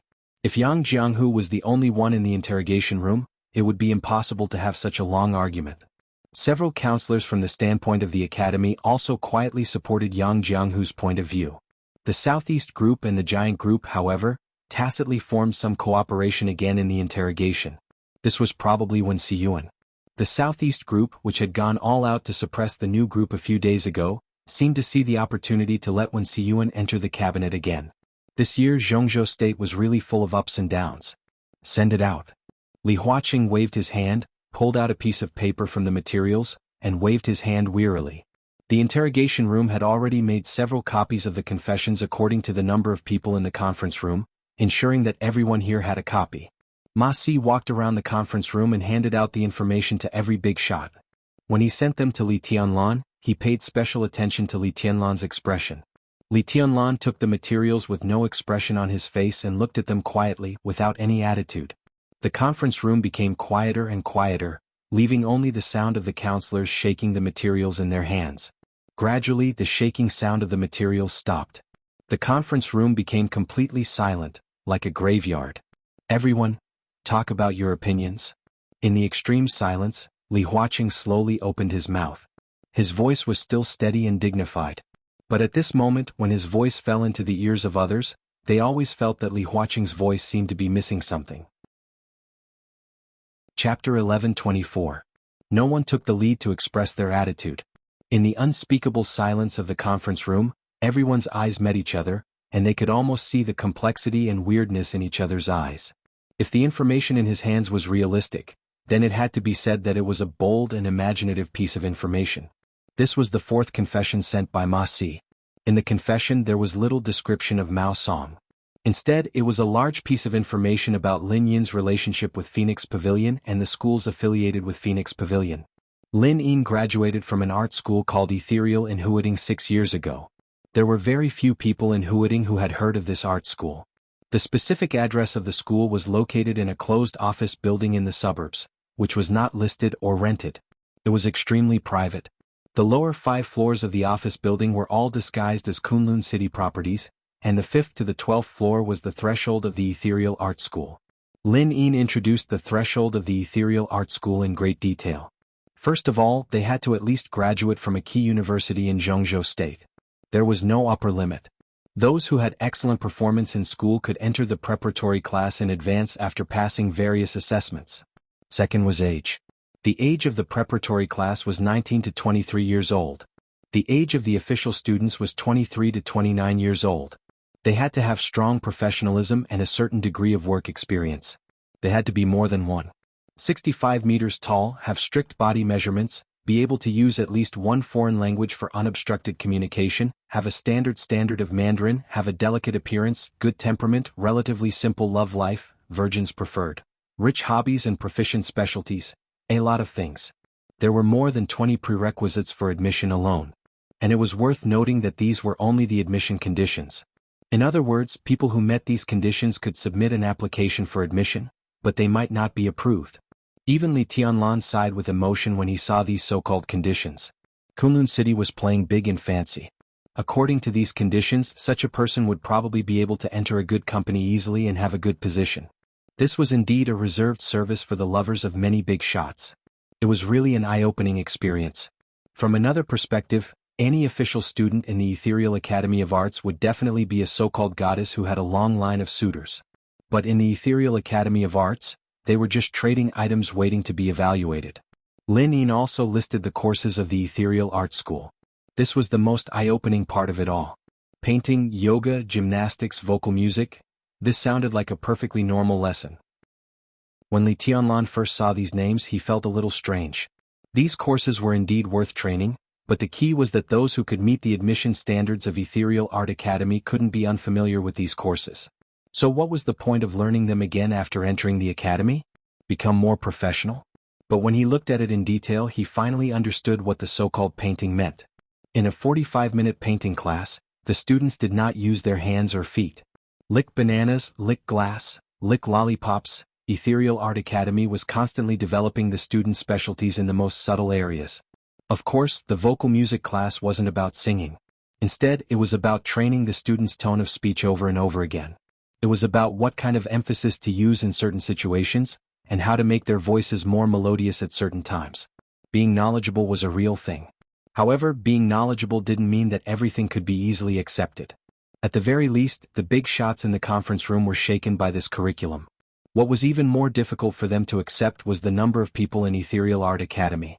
According to Lin Yin, Ethereal Art Academy enrolled students in several provinces, such as Huading, Jianghu, Wuxia, Zhongyuan, Minnan, Jianghu, and Beihu. In advance, the executive board of Phoenix Pavilion secretly screened the targets and sent invitations. Each student who successfully entered the academy had a recommendation. If the student recommended by the student agreed to join the academy and passed the application, the recommender would receive a subsidy or other substantial reward, and get another recommendation. If the student recommended by the recommender agreed to join the academy but his application didn't pass, the recommender would be disqualified for 1 year. When all sorts of benefits, personal obligations and certain rights were combined, everyone realized that there was actually an extremely complete set of rules prevailing in Ethereal Art Academy. The students were clearly divided from the moment they entered the academy to the moment they graduated. It was huge but not chaotic. Yes, it was huge. Excellent women, who were rare in the hearts of many ordinary people, were constantly piling up in this art school. According to Lin Yin's memory, there were nearly 700 people in Ethereal Art Academy in her year alone. How many years was that? The previous 700 people. What did that mean? And Ethereal Art Academy wasn't just a complete Phoenix Pavilion. At the very least, Phoenix Pavilion had at least 2 other similar schools. If they were all of the same size, it meant that there were at least 2,000 such students. Of course, the so-called students didn't mean that they were official members of Phoenix Pavilion. Historically, those who could officially join Phoenix Pavilion were truly outstanding students or special students. In this regard, Phoenix Pavilion never forced them. Students could refuse Phoenix Pavilion's arrangements and find so-called financial backers on their own. In return, they would provide certain resources to the academy according to the agreement. If they were abandoned, they could submit a new application to the academy. If the application was passed, they would continue to complete their studies. In Lin Yin's testimony, almost no one had ever refused the academy's arrangements. Most people would not enter the Phoenix Pavilion, but the academy would handle it appropriately. They would arrange for students to be with one rich person after another. This involved all sorts of industries. These people were officially eliminated from the Phoenix Pavilion, but to a certain extent, they could still be said to be of the highest quality. Some of them were secretly kept as mistresses, and some even got married successfully. After being packaged by the academy, they basically lived a life of luxury as long as they left the campus. The giants in the conference room attached great importance to the real Phoenix Pavilion, but they also kept a high degree of attention to these people who didn't join Phoenix Pavilion. In the dead silence, Zhou Mulin gently knocked on the table. The subtle sound became extremely harsh in the conference room. His voice was a little low and he said slowly, "This is no longer a problem of Kunlun City. To put it more broadly, this is an extremely serious problem of intelligence. I propose that we thoroughly investigate all the problems of Kunlun City. At the same time, we immediately send people to block Ethereal Art Academy in Huading and revoke Gu Xingyun's position as the guardian of Jianghu State. In addition, we should strictly examine the financial problems of Kunlun City and suspend all high-level officials of Kunlun City." Everyone was shocked. Guo Wentian opened his mouth and seemed to want to say something. Zhou Mulin took a meaningful look at everyone present and said softly, "Everyone, no matter from the perspective of the complex internal problems of Kunlun City or Gu Xingyun's personal problems, he is not qualified to be the guardian of Jianghu State. We didn't have a choice before, but now, I think we already have a more suitable candidate than Gu Xingyun. He is younger than Gu Xingyun, and no one can doubt his combat capability. His position is also far firmer than Gu Xingyun's. In the long time to come, I think it's the most responsible thing for him to do." Chapter 11:25. Zhou Mulin did not mention Li Tianlan's name. But everyone in the conference room knew who he was talking about. In today's dark world, there were only a few people who could crush Gu Xingyun in terms of combat capability. The few was not the only one, but on such an occasion, it could only be Li Tianlan. What was Li Tianlan's image in the dark world now? In terms of personal combat capability, he had more than crushed Gu Xingyun. He killed Gu Qianchuan with a shocking sword in the desert, tore the Snow Country army with a sword outside Sai City, killed an invincible realm killer with a punch outside Huading Airport, and defeated Jiang Shangyu in Shenyuan City. Now that the final battle in Beihai was over, everyone had clearly felt that the era of Dong Huang had officially come. Crush Gu Xingyun? In the eyes of most people, it might be a great achievement, but such an achievement did not deserve Li Tianlan. Now, Li Tianlan's image in the whole dark world was clear and distinct. In terms of personal combat capability, Li Tianlan completely crushed the whole dark world. This kind of strength might not be very obvious because Li Tianlan had not risen for a long time, but in essence he was even stronger than Wang Tianzong before the breakthrough. Unparalleled in the world, invincible. Such a word seemed to be able to be applied to Li Tianlan. If such a person became the guardian of Jianghu State, judging from Li Tianlan's age, he could protect Jianghu State for at least half a century. The parliament of Jianghu State did not deny Li Tianlan's combat capability. This was something undeniable. But the giants were particularly worried about Li Tianlan's position. This did not mean that they denied Li Tianlan's loyalty to Jianghu state, but compared with Emperor Dong's palace, many people were worried that Li Tianlan might have some tendencies in his mind. This tendency might not be too obvious most of the time, but as the guardian of Jianghu state and the war god of the nation, no matter how inconspicuous the tendency was, once it was shown, it was enough to cause a huge storm. Therefore, even if Li Tianlan went to Kunlun City and seriously injured Gu Xingyun, proving that Gu Xingyun was not qualified, the parliament of Jianghu state still kept subtle silence. In fact, what Jianghu state worried about was not only Li Tianlan's position, but also his character. Compared with Gu Xingyun, who was good at compromise and forbearance and was more like a businessman than a guardian to some extent, Li Tianlan's character was too unyielding and fierce. The Tang family in Yuzhou and the Qi family of the Special Warfare Group were the clearest examples. A young man who could say that he was the overall situation of Jianghu state was totally different from Gu Xingyun in terms of character. Not to mention the problem of being too rigid and easy to break, it was very difficult for a person who was too fierce to obtain the majority of people's approval. This kind of standardly style has been used in the continent had spread for hundreds of years, but the past was in the past. The current leaders were used to Gu Xingyun's style. Now that the style of the Li family had returned, everyone would feel a little uncomfortable. This kind of discomfort was not only for the Prince Group and the Special Warfare Group, but also for the academics, the North Group and even the Giant Group. Such discomfort would naturally turn into hesitation and worry at certain times.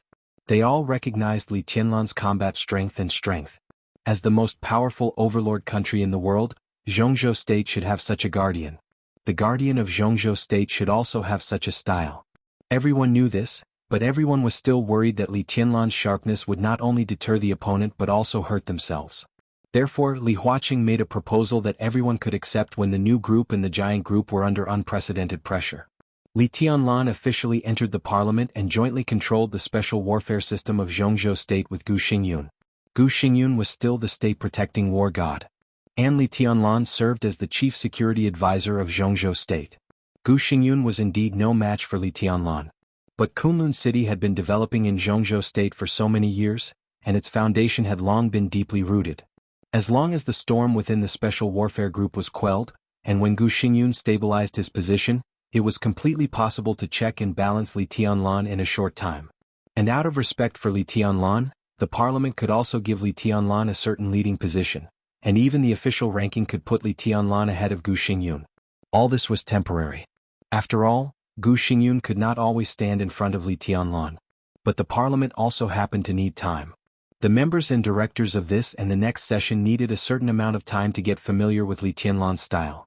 And as time went by, Li Tianlan would gradually mature and feel more and more clearly the constraints brought by Gu Xingyun. As he grew older, his mentality would also mature. At that time, Li Tianlan might be more pragmatic and understand the truth of leaving silence to his own people, and showing his sharpness to outsiders. This was a mature and wise proposal. After several tests and compromises, a new balance would soon be formed. There was even a clear outcome to this matter. But the appearance of the Qin family scandal disrupted all this in an instant. Everyone had accepted the reality, but accepting the reality did not mean that they would not be shocked. The giants in the conference room might not have completely reacted until now. How could a scandal of the Qin family become a storm? After sweeping through the Prince Group, it completely involved the Special Warfare Group, Jianghu, and even the Purgatory of Heaven capital. And what changed all this was, it turned out to be just a secretary. It was not even Qin Fangqing's secretary. It was Qin Shi's secretary. Phoenix Pavilion. The scandal of the Qin family involved the Phoenix Pavilion and seemed to have completely become a scandal of Jianghu state. If these things were true, then Gu Xingyun, the guardian of Jianghu state, was no longer a question of unqualified. Everyone was recalling the few confessions they had seen. If they were to connect these confessions together, they could indeed form a complete and logical reality. They could form a hidden Phoenix Pavilion that was out of everyone's sight. In other words, the things in the confessions were very likely to be true. When there was great certainty that Gu Xingyun was unqualified, Zhou Mulin suddenly proposed the more suitable Li Tianlan. He temporarily put aside all the scandals of the Phoenix Pavilion and the Qin family. This was tantamount to forcing everyone, including Li Huaqing, into a corner where they had to express their views. I agree with Director Zhou. Compared with Gu Xingyun, His Majesty Li Tianlan is more suitable to be the guardian of Jianghu State and more likely to bring a sense of security to Jianghu State. Everyone, we all know the history of the Li family. Now the return of the Li family is crucial for Jianghu State. Zhou Yunhai spoke without hesitation. He was more straightforward and directly mentioned Li Tianlan's name. Li Tianlan sat quietly in the corner and said nothing. I also agree with the two directors. In fact, because of Gu Xingyun's character, Jianghu State's right to speak in the dark world has declined in recent years, and there are constant problems inside the special warfare system. At this time, we need a strong enough figure who can control the scene to replace Gu Xingyun. His Majesty Li Tianlan is the most suitable choice, and it can even be said that he is the only choice. Ji Wenjiang, the director of the Southeast Group, said with a poker face. Li Huaqing frowned quickly and glanced at Guo Wentian, who was frowning beside him. First Zhou Mulin, then Zhou Yunhai, and then Ji Wenjiang. Dongqing Wudi, Hua Jingyang, and Wan Qingyun were all in the interrogation room. Qin Fangqing was dead. That was to say, 3 of the 5 directors in the conference room had made their positions clear.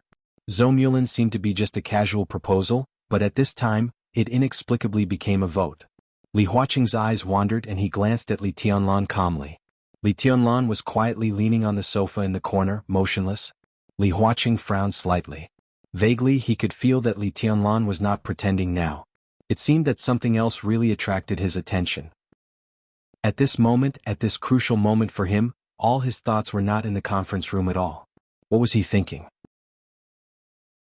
Chapter 11:26.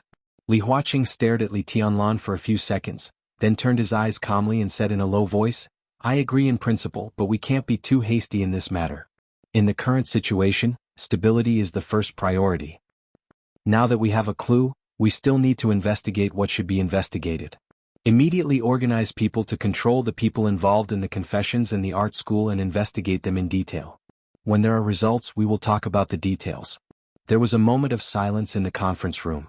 Zhou Mulin, Ji Wenjiang, and Zhou Yunhai did not speak. After all, Li Huaqing was the president. This position had unquestionable authority. This time, Li Huaqing said these words directly without asking their opinions. There was no doubt that this was equivalent to his decision. It was not impossible for the president's decision to be overturned before it became a formal resolution. But once it was done, regardless of whether it would succeed or not, it first meant that a fierce game and storm would be set off at the top of the parliament. The most obvious aspect of such a game was the voting. It was not a vote inspired by the president. This word also meant that the parliament had become a battlefield for voting. As the most powerful country in the world, Jianghu State was involved in almost unimaginable aspects from the inside to the outside, from the top to the bottom. And the countless decisions of the parliament were not a battlefield that could be decided by the directors and members of parliament casually. Wisdom was never equal to war, but the art of balance and compromise. Li Huaqing decided to put this matter aside and carry out the investigation first. When he didn't want a full-scale war, the major groups would put it aside. No one wanted to push Li Huaqing too hard. The game was not a fight without considering the consequences. Just as Li Huaqing did not dare to push Li Tianlan before, Li Tianlan did not dare to push Li Huaqing now. Their demands might have irreconcilable conflicts in some aspects, but in the same way, if they wanted to achieve their own goals, they could not do without each other's support. Li Huaqing picked up the teacup and took a sip. He looked at the silent directors and then at Li Tianlan. Suddenly he asked with a smile, Tianlan, what do you think? Investigate. Li Tianlan was silent for a full 5 minutes before he said in a drifting tone. His tone was extremely slow, with indescribable stiffness and dullness. It sounded very unconscious, like sleep talking. At this moment, everyone in the conference room did the same action. They straightened up, turned their heads and looked in Li Tianlan's direction. Li Tianlan was still sitting there, motionless. His breathing was extremely steady, but somehow at this moment he gave everyone a very confused feeling. What was going on? Everyone was dumbfounded. Especially Guo Wentian. From afternoon to evening, it was Guo Wentian who quarreled with Li Tianlan the most fiercely. He constantly questioned the authenticity of several testimonies, constantly changed concepts, and interfered with other people's thoughts. His attitude of protecting Gu Xingyun was extremely obvious. The appearance of the Phoenix Pavilion also impacted his worldview. Guo Wentian didn't have a good impression of Kunlun City now, but he must protect the giant group if possible. If the existence of the Phoenix Pavilion was confirmed, Not to mention how big an earthquake it would cause in Jianghu state, at least the fact that Lin Yin had seduced Mao Song would become a complete fact. Li Tianlan could completely involve this matter in Qin Fangqing's death. While suppressing the Prince Group, he would completely destroy the Special Warfare Group. At that time, the badly damaged Prince Group would lose its natural ally. In its weak period, it might be difficult for them to support until the next election. Therefore, Guo Wentian and Li Tianlan had a very fierce conflict in the long debate. Even half an hour ago, Guo Wentian was still arguing with Li Tianlan by pounding the table. Li Tianlan, who had never been too lazy to bang the table and get angry, was about to fight directly on the spot. If it weren't for Li Huaqing, Zhou Mulin and others to stop him, he and Guo Wentian wouldn't just fight in the highest level meeting. Li Tianlan's fight would be fatal. From this point of view, Li Tianlan was still very normal 10 minutes ago. 10 minutes later, what kind of state was he in? Tianlan? Zhou Mulin's heart began to sink. He frowned tightly and was a little worried. Now, everyone could feel Li Tianlan's sluggishness. This state was obviously abnormal. Li Tianlan sat there motionless, like a statue without the slightest breath of life. It seemed that it took a full minute for Zhou Mulin's voice to reach Li Tianlan's ears completely. Li Tianlan's fingertips on the armrest of the sofa moved slightly. His voice was getting slower and slower, with sluggishness and stiffness that gradually became clear. I am fine, need to continue thinking, for you. The astonishment on people's faces was more obvious. After a while, the directors understood what Li Tianlan was talking about. I'm fine. I need to think. You go on? It was just that they didn't know what was wrong with Li Tianlan's mind, or something in martial arts had distorted the space. The order of the content they heard was completely confused. I don't really use it. Really don't worry about me? Don't worry about me really? Zhou Mulin took a deep breath and was a little confused for a moment. Li Huaqing looked at Li Tianlan in a daze and seemed to forget what he wanted to say for a moment. Guo Wentian was the first to come to his senses. He was almost ecstatic. He was not interested in knowing what was going on with Li Tianlan. He only knew that Li Tianlan was very abnormal now. From his point of view, it was best for Li Tianlan to take advantage of the situation and die. But he also knew that it was impossible. However, Li Tianlan's state made everyone a little uneasy. For a moment, the aggressive sharpness of Zhou Mulin and Zhou Yunhai seemed to fade a lot. Guo Wentian, who keenly grasped this opportunity, directly suggested, President, I suggest that His Highness Li Tianlan be directly sent to the hospital. This is also a concern for him. The problem of Phoenix Pavilion is a very serious problem. I suggest informing Huading city government immediately. Huading Parliament will take the lead in the investigation and report to us as soon as possible after getting detailed information. Li Huaqing glanced at Guo Wentian. He understood the other party's idea. Ethereal Academy of Arts was now the key to prove the nature of Phoenix Pavilion. And the address of the Academy of Arts was in Huading. Guo Wentian hoped that Huading Parliament would investigate first. There was no doubt that he intended to control the situation in his own hands. After all, Zhong Yongming, the current member of Parliament of Jianghu State and Speaker of Huading, was one of the leaders of the Prince Group, and was also the leader of the Prince Group that was not affected much after Qin Fangqing's death. Li Huaqing was a little confused. He nodded and then shook his head. He looked in the direction of Li Tianlan and suddenly felt a little dispirited. However, it was indeed a good opportunity to let Zhong Yongming control the situation. It was not a bad thing, but he had to learn the details of the Ethereal Academy of Arts in detail later. Li Huaqing took a deep breath, nodded and was about to speak. Bang! The door of the conference room was suddenly pushed open. Ma Si, who looked a little impatient and complicated, pushed the door open and wanted to say something. He held an envelope in his hand and looked a little hesitant. What's going on? Li Huaqing was a little stunned. President? Ma Si took a deep breath. His voice was erratic and his eyes were also erratic. Is there a new confession? Li Huaqing's heart had sunk to the bottom. Kunlun City had almost no checks and balances in Jianghu State. After so many years of development, he didn't feel strange about what Gu Xingyun had done in private with his power. No, it's not a new confession. It's a letter of report. Ma Si swallowed and said with difficulty, it's a real name report. Someone reported Gu Xingyun, the governor of Kunlun City and the minister of Special Operations Department of Jianghu State, and brought a lot of evidence. Li Huaqing's expression suddenly froze. Ma Si's erratic voice continued, the informant is the only student of His Highness Gu Xingyun, Gu Xianyan of Kunlun City. She is now in the interrogation room. It's Boss Qin who sent her here. Chapter 1127. Qin Weibai. Gu Xianyan. Gu Xingyun's only student. Ma Si's erratic voice fell in the ears of several giants, but it brought endless solemnity and depression. At this moment, not only Guo Wentian, who had just breathed a sigh of relief, but even Li Huaqing felt a little numb. They might or might not have realized that compared with Li Tianlan's strength, terror, and even madness, they were more worried about Qin Weibai, who now seemed to have restrained all her sharpness and stayed by Li Tianlan's side gently and obediently. This young couple brought completely different feelings to Jianghu's state and trouble that no one wanted to provoke. Now no one denied Li Tianlan's combat capability. His terror had long been deeply rooted in people's hearts.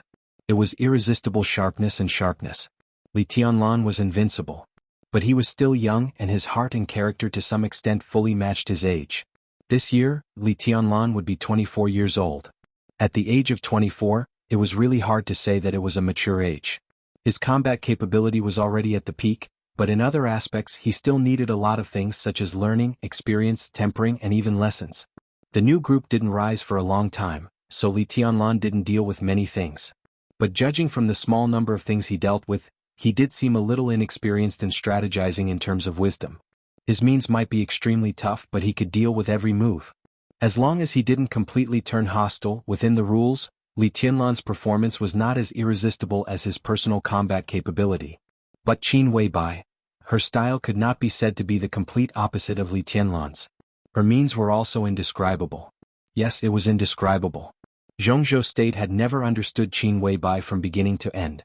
Whether it was Qin Weibai in the period of Samsara Palace or the period of Lin Clan, this young woman's mind had a maturity and mysteriousness that did not match her age at all. It could even be said to be wisdom. She was good at hiding all her thoughts in silence. Her step-by-step plan seemed to have no connection at all. When everything was revealed, people only saw the result, but there were still too many things that were unclear about the process and her entire plan. She seemed to be completely shrouded in fog. She remained calm and did whatever she wanted. When everyone was confused or even unaware, she had already completed one arrangement after another. She had absolute control over the details and the overall situation was magnificent. She would not show any purpose in advance, and sometimes she would even be ignored, intentionally or unintentionally. But when she really appeared in front of everyone, it often meant that the overall situation was set. At this time, Qin Weibai sent Gu Xianyan to the courtyard of the Chen family.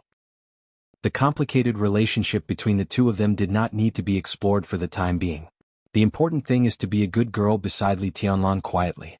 The petite woman once again appeared in front of everyone in a situation that no one expected. This also meant that she had absolute confidence in destroying Kunlun City. Absolute confidence. Li Huaqing's breathing quickened a few times. The invisible pressure had already hit him in the face like a substance. He could ignore Li Tianlan's combat capability, the new group, Qin Weibai, and many other aspects. But when these gathered together to force him to make certain decisions, how could he really not care? The oppressive silence lasted for a full 5 minutes. Li Huaqing reached out to touch the teacup and finally said, "Invite her in." He was talking about her. Not them. Ma Si nodded and turned to call Gu Xianyan. Li Huaqing held the teacup and sipped the tea, expressionless. Guo Wentian wanted to say something, but he opened his mouth, but he didn't know what to say. He glanced at Li Tianlan again. Li Tianlan's body became more and more stiff.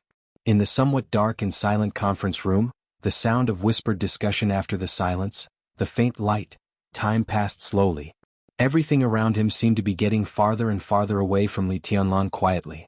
It was an indescribable feeling. His whole mind and even his soul seemed to be carefully pulled out of his body by a gentle and natural force. The incomparably real three-dimensional perspective was directly projected from his mind. Li Tianlan saw the whole conference room clearly in an instant. Sitting in the main seat, Li Huaqing's face was slightly pale, and a little sweat was seeping out of every pore on his body. His internal organs were a little tight, and his heart beat a little abnormal. The speed of blood flowing in his blood vessels was obviously a little faster. Every cell in his bone marrow was turbulent. The overall state looked extremely serious, but it was still normal. Guo Wentian looked expressionless, but his whole body had long been soaked in cold sweat. A lot of sweat accumulated under his armpits, abdomen, and knees. In the incomparably three-dimensional perspective, his heart beat extremely violently. As he breathed, the blood in his body rushed and whistled, as if it was about to break through the blood vessels.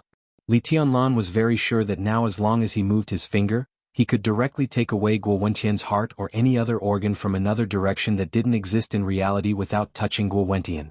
The perspective turned quickly and kept rising. In the twinkling of an eye, the entire Qin family's compound appeared completely in front of him. Every single person's physical state and, to a certain extent, their psychological activities, every house, every brick, every plant, every ant in the Qin family's courtyard, every brick, every tile, every blade of grass, every ant, every cell. The details were displayed crazily. Hundreds of thousands, millions, tens of millions, hundreds of millions, tens of billions of details flashed crazily in Li Tianlan's mind. All of this lasted less than a second. Before Li Tianlan's mind accepted a large number of details, the extended perspective had suddenly shrouded the entire Yuzhou city. In an instant, all the details of the entire Yuzhou were completely displayed in front of Li Tianlan. Countless buildings, countless people, countless details on the ground, underground, inside and outside the buildings and above the sky. Hundreds of trillions of details flashed crazily in Li Tianlan's mind. Li Tianlan suddenly felt a little scared and confused. At this moment he seemed to really feel the power that belonged to God. His mind and soul seemed to have completely left his body. So when the perspective left the conference room, he almost lost the power to interfere with reality. Trillions of city details were crazily tumbling in the field of his mind. This feeling was hard to describe. It was a feeling of being omnipotent and omnipresent. Li Tianlan completely believed that if such a perspective didn't appear in his mind but in front of him, then he could easily destroy the entire urban area of Yuzhou nearly 100 kilometers away and kill millions of people in that urban area as long as he casually raised his hand. Of course, the premise was that he could withstand the impact of countless details in front of him. The biggest possibility was that when countless details really appeared in front of him, his brain would be completely blown up by the massive details and he would die on the spot. But there was no limit to all of this in his mind. The perspective in his mind kept rotating. Although Li Tianlan couldn't do any damage, his perspective was constantly rising. Countless details of the entire Yuzhou were instantly recorded and then directly forgotten.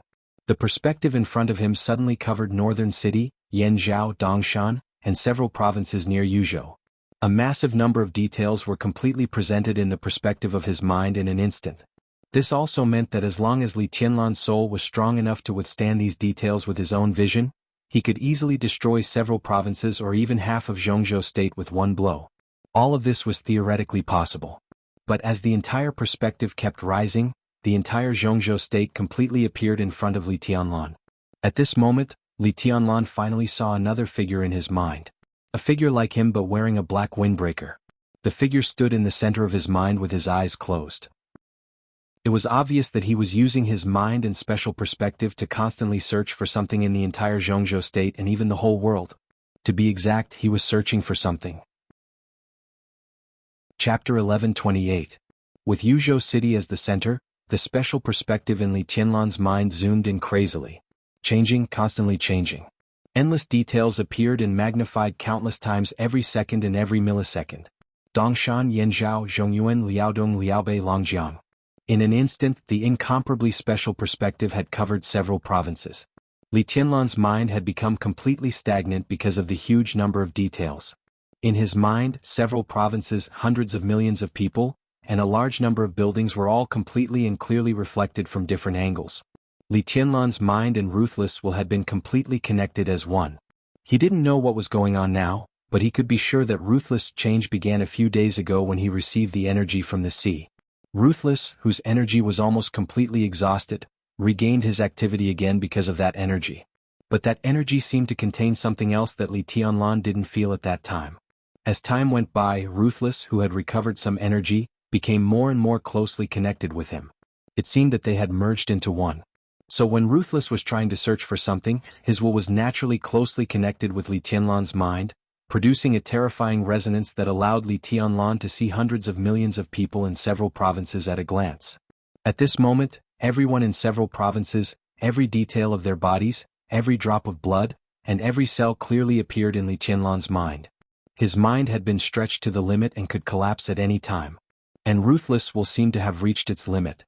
Li Tianlan, who could not think of anything, seemed to vaguely feel that the black trench coat in his mind was constantly trembling. In the next second, tens of billions and even more details were rapidly shrinking. Li Tianlan couldn't see the specific things from those details. Even if he could see them, he couldn't think. Ruthless seemed to filter a large number of targets from a large number of details. In just a breath's time, countless details of several provinces disappeared. Li Tianlan's fingers moved slightly, and the voice in the conference room rang in his ear. "It's Gu Xianyan." There was only half a sentence, and it seemed to be a self-introduction. Just as Li Tianlan's thoughts turned, his perspective rose again. In the blink of an eye, countless details quickly piled up in his mind, densely packed and endless. Not Yanzhao, not Dongshan. Wu Qing continued to search. After several provinces were completely filtered, a boundless grassland and tents, cattle and sheep dotted on the grassland appeared in Li Tianlan's thinking perspective. It was like Great Meng, which was adjacent to Yuzhou. His vision expanded wantonly with Great Meng as the center. Jinzhou, Suzhou, Xining, Tibet, Beijiang. Countless details increased and decreased. The ruthless will seem to be getting clearer and more agile. It seemed to have learned its lesson just now and began to consciously increase and decrease the details. It quickly filtered through the trillions of details. A city, a place, a province, Tianfu, Qinzhou, Wuyue, Huading, and Jianghu. Most of the details disappeared as soon as they appeared. The filtering speed of ruthless search was getting faster and faster. Li Tianlan didn't know what it was looking for at all. He just watched it drive him to change his vision quickly. North Lake, Southwest City, Yunzhou, Jiangnan. A large number of details appeared and disappeared faster and faster. Minan, Nanyue, Xie, Nanyue. A great deal while searching, Li Tianlan's nostrils suddenly became hot. Bright red blood suddenly flowed down from his nostrils. Then the eyes. Then the corners of his mouth. Then the ears. A lot of blood instantly covered Li Tianlan's face. His mind was always in a state of extreme tension, and his vitality was passing away quickly. Bang! An incomparably surging heartbeat suddenly sounded. The conference room shook violently, as if it had experienced an earthquake without warning. The sudden force surged and exploded in all directions of the conference room. In the crisp sound, all the teacups in front of several giants exploded. At the same time, the water droplets splashed, including the conference table, the chairs, and everything else were all twisted and deformed. Li Tianlan, who was bleeding from his 7 orifices, moved his body. The violent beating of the second heart instantly made up for all his vitality and the huge consumption of willpower. His body slowly relaxed. "Li Tianlan, what do you want to do?" Guo Wentian, who was shocked and angry, suddenly stood up and almost instinctively exerted pressure on Li Tianlan. Li Tianlan's eyes opened slightly. With his whole face covered in blood, he looked extraordinarily ferocious, but extraordinarily calm. When Guo Wentian saw his face, he suddenly froze in place. Everyone was stunned and couldn't speak for a while. Li Tianlan's eyes swept across the conference room and stopped on Gu Xianyan, who was a little confused. Then he reached out and wiped his face. His palm quickly cooled down and condensed into frost. The moment the frost touched his face, it turned into warm water and washed away the blood on his face. The water droplets with blood gathered in his palm and turned into tiny pieces of ice. The sword energy surged in the conference room. Li Tianlan lowered his head slightly and looked at the pieces of ice in his palm. The faint light shone on the tiny pieces of ice, and a shadow and a black windbreaker emerged from each piece of ice. He was completely connected with ruthless sword energy. At this time he could clearly see Ruthless standing in the small reception room in the interrogation room.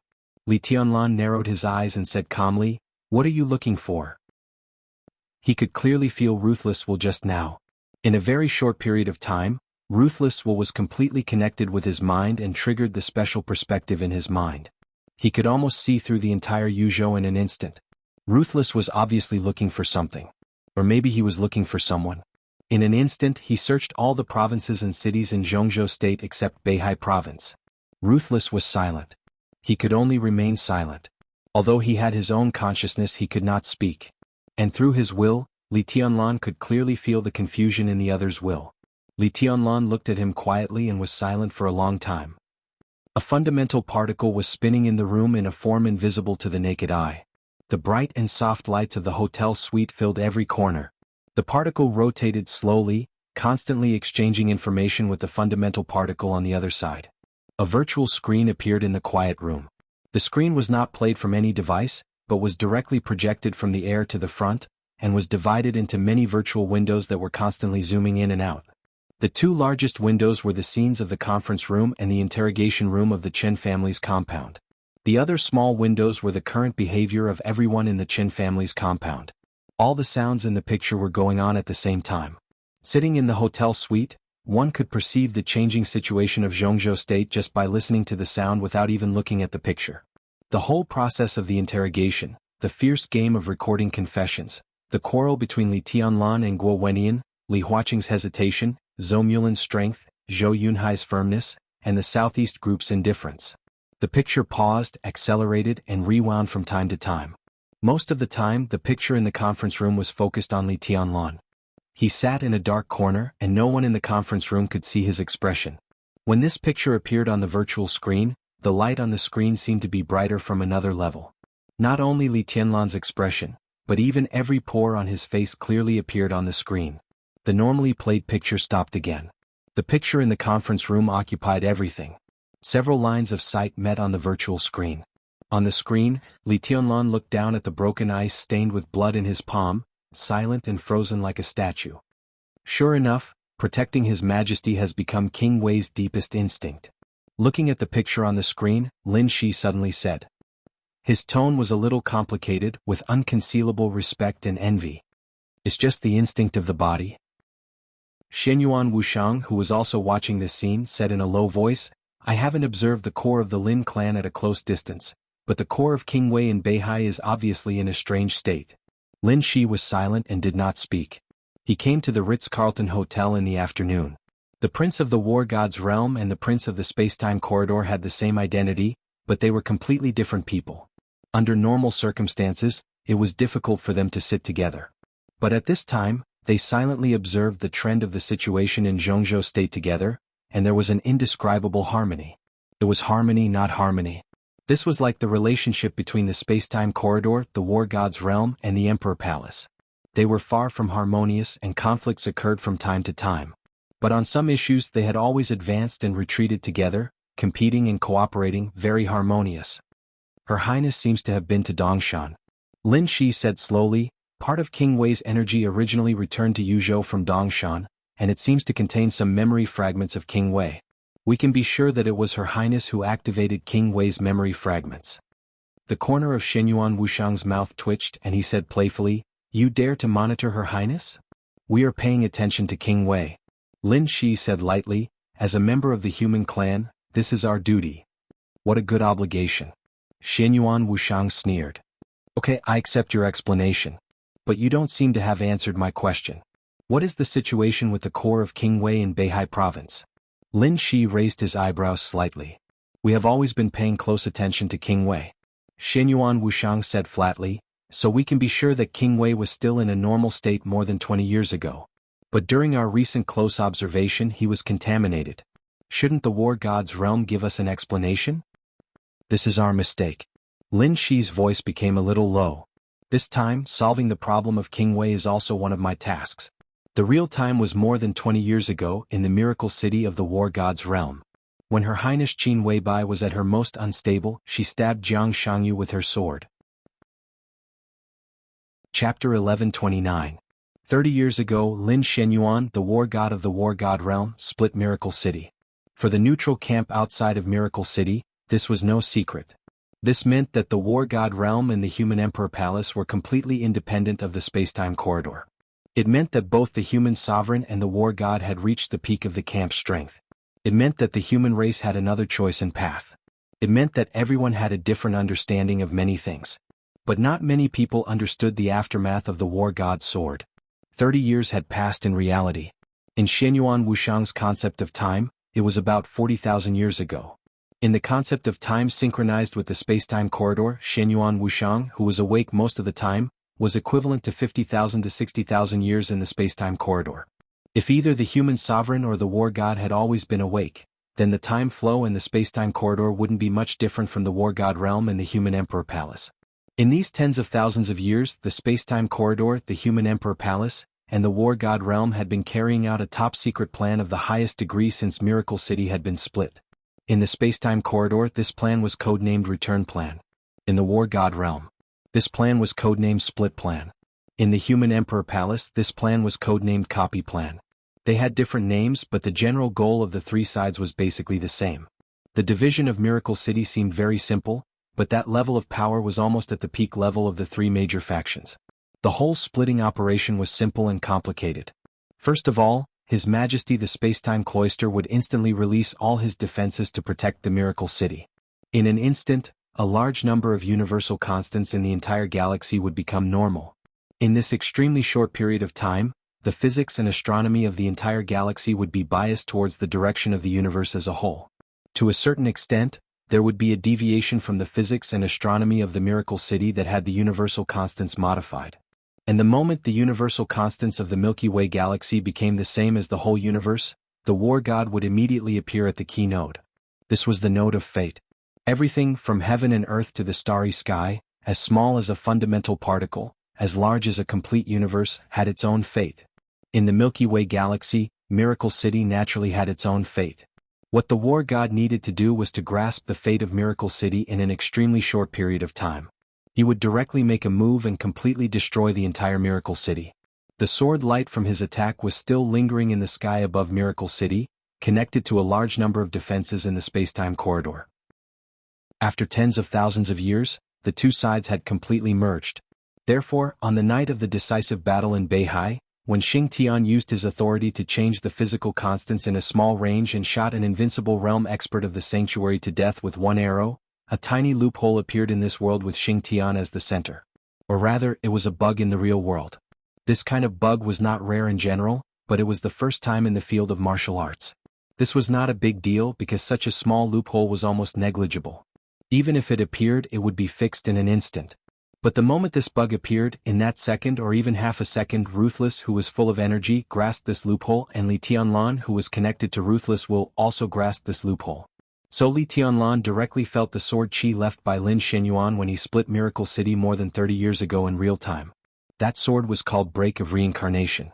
That was the plausible sword that Li Tianlan simulated when facing Jiang Shangyu and Li Guangtu. All of this was beyond the expectations of all the forces.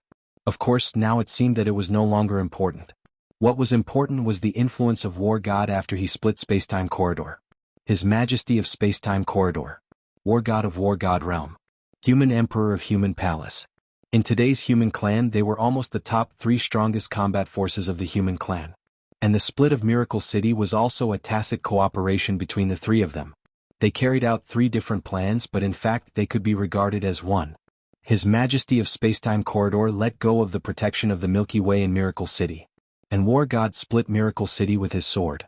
To be exact, he split the fate of Miracle City and the entire Milky Way. Whether it was an individual human being or a massive celestial body, the so-called fate would be connected to itself. At the moment when War God's sword light split Milky Way and Miracle City, Human Emperor of Human Palace stood on the fate node of the universe and restarted reincarnation. Tier, reincarnation, protection. Everything happened at the same time. That was why the God of War had torn apart the Miracle City with a single sword strike, but the Miracle City had returned to its original state under the reincarnation of the human sovereign. In reality, the Miracle City had been truly severed. Amidst all sorts of contradictions, the Time Corridor's Princess Royal Feng Qinggu had deceived the will of the world in a short period of time. So an incomprehensible but objective space-time paradox appeared in the cooperation of the peak figures of the neutral camp. The world's will could not determine the state of Miracle City and lost its lock on Miracle City once again. The Miracle City of Spacetime Corridor still existed. And the separated Miracle City began to belong to War God Realm and Human Palace. This formed 2 Miracle Cities and 2 Milky Way galaxies. The Milky Way galaxies existed objectively. As for the real Miracle City, everything was real. But the same Milky Way galaxy and the same real Miracle City appeared in 2 different parallel spaces the moment the world's will was deceived. If the world was a river, then after this cooperation, this surging river had 2 almost equal tributaries, and as the river surged, the 2 tributaries flowed farther and farther in their own direction. Therefore, in tens of thousands of meaningless years, with the Miracle City as the center, the fate of being separated continued, and finally formed a parallel universe that was completely different from the spacetime corridor, but similar to the spacetime corridor to a certain extent. This was a man-made parallel universe. It could be said to be the foundation of Human Palace and War God Realm. For tens of thousands of years, the parallel space continued to spread, and today the parallel universe had expanded to nearly 6 trillion light-years. And this territory was completely parallel to spacetime corridor, which was the headquarters of War God Realm and Human Palace. Two completely real miracle cities would naturally produce people and items that lived in two different spaces. But at the moment when Miracle City was separated, their fates had a slight error, so they did not have the same experience. For example, Gu Xianyan in the past and Qin Weibai now. For example, Dongqing Huangtu in the past and Li Tianlan now. For example, the current Wang family of Beihai and the Wang family of Beihai in that story. For example, King Wei. They were the same person in different spaces, but in a sense, they were equivalent to one person, not even a different personality of one person. They only had a little difference in experience, but their general character and thinking were completely the same. Because they were the same person. This was the so-called return plan, division plan, or replication plan. The three majesties standing at the peak level of the human clan all hoped to turn Li Tianlan, Qin Weibai, King Wei, and some others from 1 to 2 so that they could grow up in different spaces and merge at a certain node of fate. Whether it was Li Tianlan or Qin Weibai, they all had their own real brand which would not have any impact on them, but would greatly accelerate the process of their return. But this plan had just started when it met with an accident. First of all, in the space of War God Realm, Gu Xianyan did not appear beside Li Tianlan, but in Kunlun City. Second, Dongqing Huangtu in the Wang family of Beihai, because of the influence of the core of King Wei, set foot in the real world, the real supreme field of martial arts, and even vaguely touched the law of Sword Tao. From that moment on, things were almost irreversible.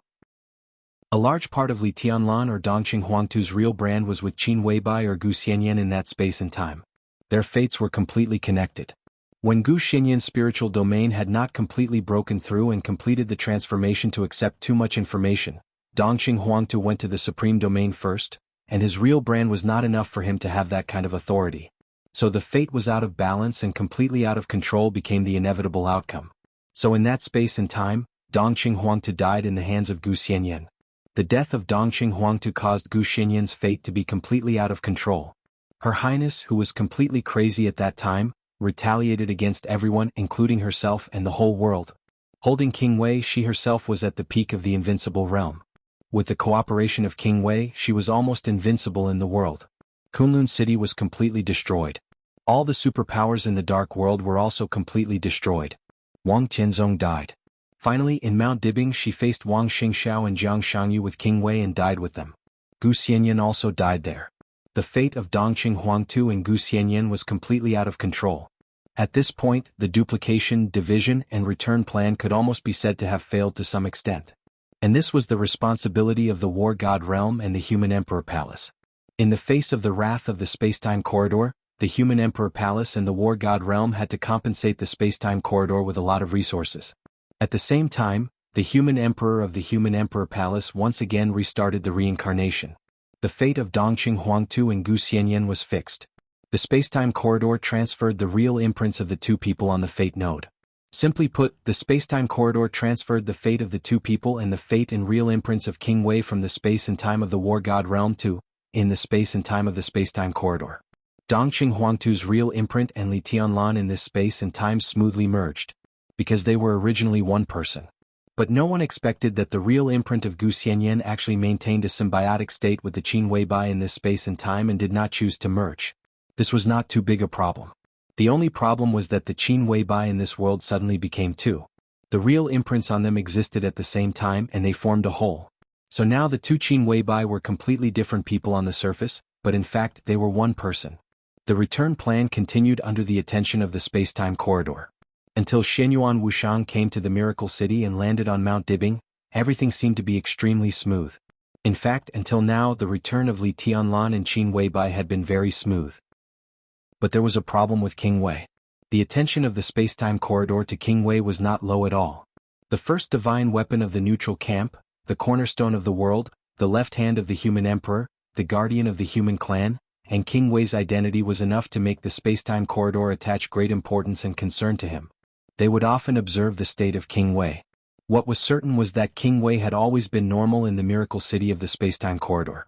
The Spacetime Corridor could confirm that the core of King Wei was polluted after the transfer from the space and time of the other King Wei in the War God Realm to this space and time. This kind of pollution was extremely hidden. If not for close observation, Shenyuan Wuxiang would not have found it so far. It was the War God Realm and the Human Emperor Palace again. In this series of plans, because of their short rise time and lack of foundation, they made too many mistakes. Xianyuan Wushang looked at Lin Shi silently and did not speak for a long time. Lin Shi admitted that this was their mistake. This kind of words from one prince to another meant that the War God Realm and the Human Emperor Palace had begun to negotiate with the Spacetime Corridor on this issue. That is to say, the pollution of King Wei has something to do with Jianghu? Xianyuan Wushang was silent for a while and suddenly asked seriously. This is the only explanation, but there is not enough evidence. Lin Shi said quietly. He waved his hand and the transparent screen in front of him changed slightly. The conference room disappeared and so did the interrogation room. Only the figure in the black trench coat was left in the small reception room, standing quietly in the small space.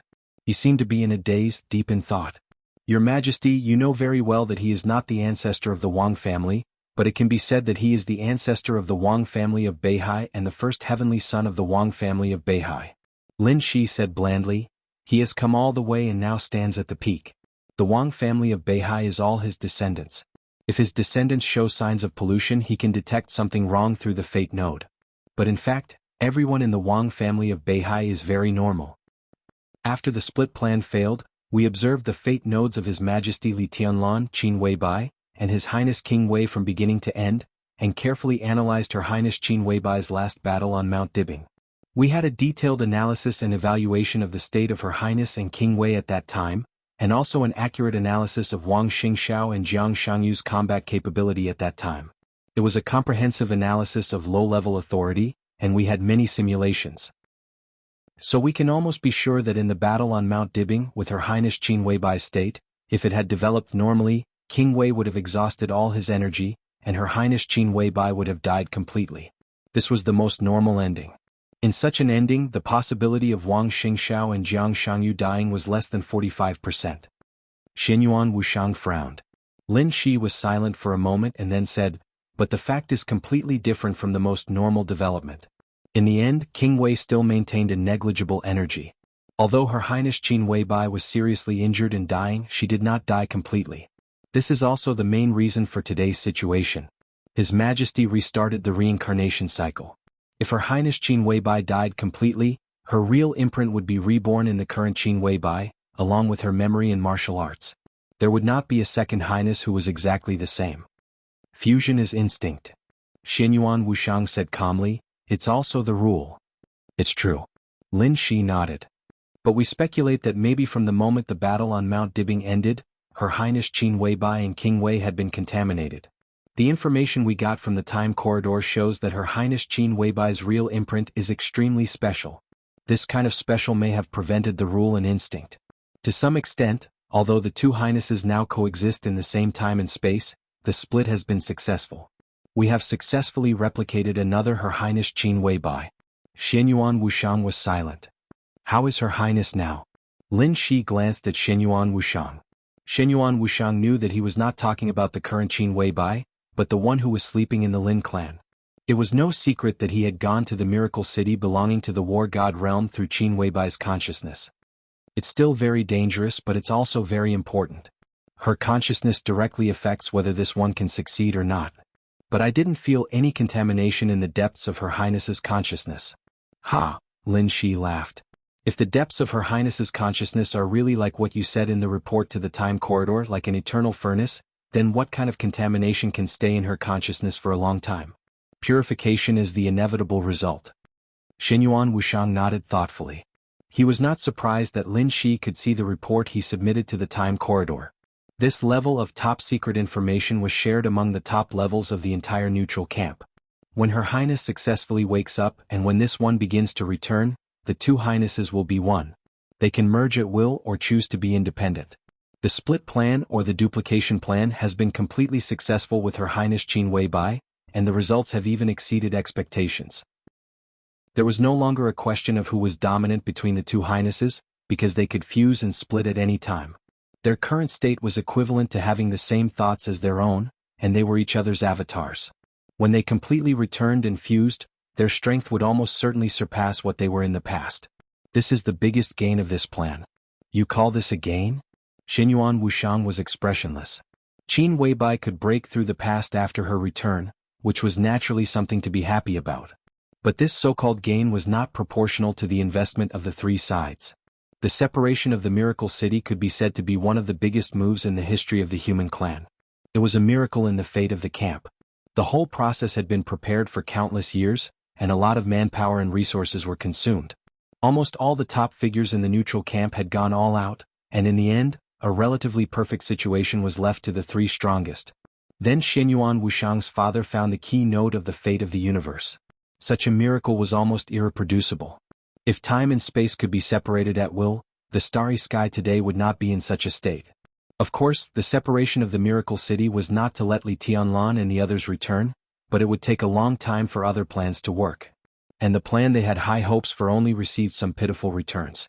This decision might not be a mistake in the long run, but specifically at present, it could not be regarded as brilliant. Lin Shi paused, completely ignoring Xianyuan Wuxiang's doubts, and continued, "As for King Wei, he may have been contaminated in the battle on Mount Dibing. Jiang Shangyu and Wang Xingxiao had the ability to kill Her Highness at that time. After all, before them, Wang Tianzong also made Her Highness pay a sufficient price. But in such a situation, Her Highness was seriously injured but did not die. The only explanation is that Jiang Shangyu did not do his best. After all, in the face of the enemy who killed his father, Wang Xingxiao could not have held back." Jiang Shangyu, Xianyuan Wuxiang narrowed his eyes, and a cold killing intent flashed in his eyes. Rebel, maybe? At that time, Jiang Shangyu may have thought that he had done his best, but in fact until now we still do not know what the symbiosis with Jiang Shangyu was. If the contamination of King Wei did come from something in Jiang Shangyu, then now we can be sure that Jiang Shangyu has turned to the chaotic camp. After all, King Wei's past experience is destined that he will not be contaminated by order. Isn't it obvious? Xianyuan Wuxiang said blandly, "If integration is an instinct under normal circumstances, it is understandable that there are two His Highnesses, but it is inexplicable that there are two Jiang Shangyu." "Two Jiang Shangyu?" Lin Shi murmured. "Are you sure there are only two? Anything can happen in the chaotic camp because they have no rules. They can be incredibly powerful or as weak as ants. If they are affected by chaos, what are two Jiang Shangyu? To be honest, even if there are 200 Jiang Shangyus now, I will not be surprised. If the contamination of King Wei came from Jiang Shangyu, in that battle, His Highness only used King Wei to stab Jiang Shangyu.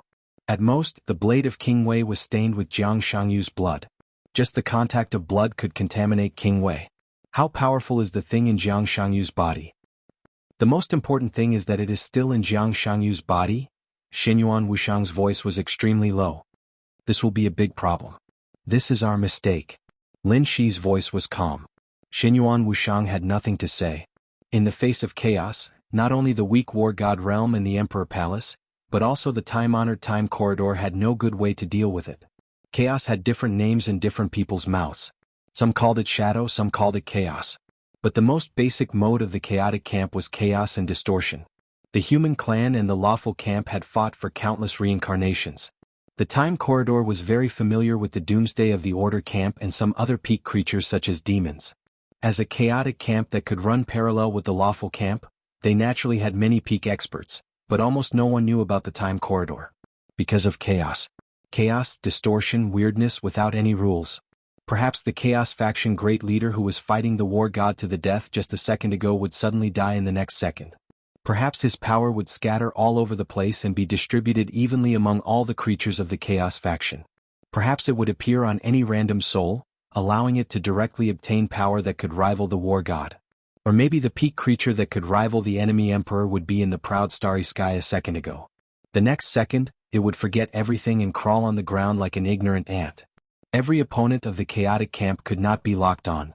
Because every chaotic creature could be so powerful that it made people desperate.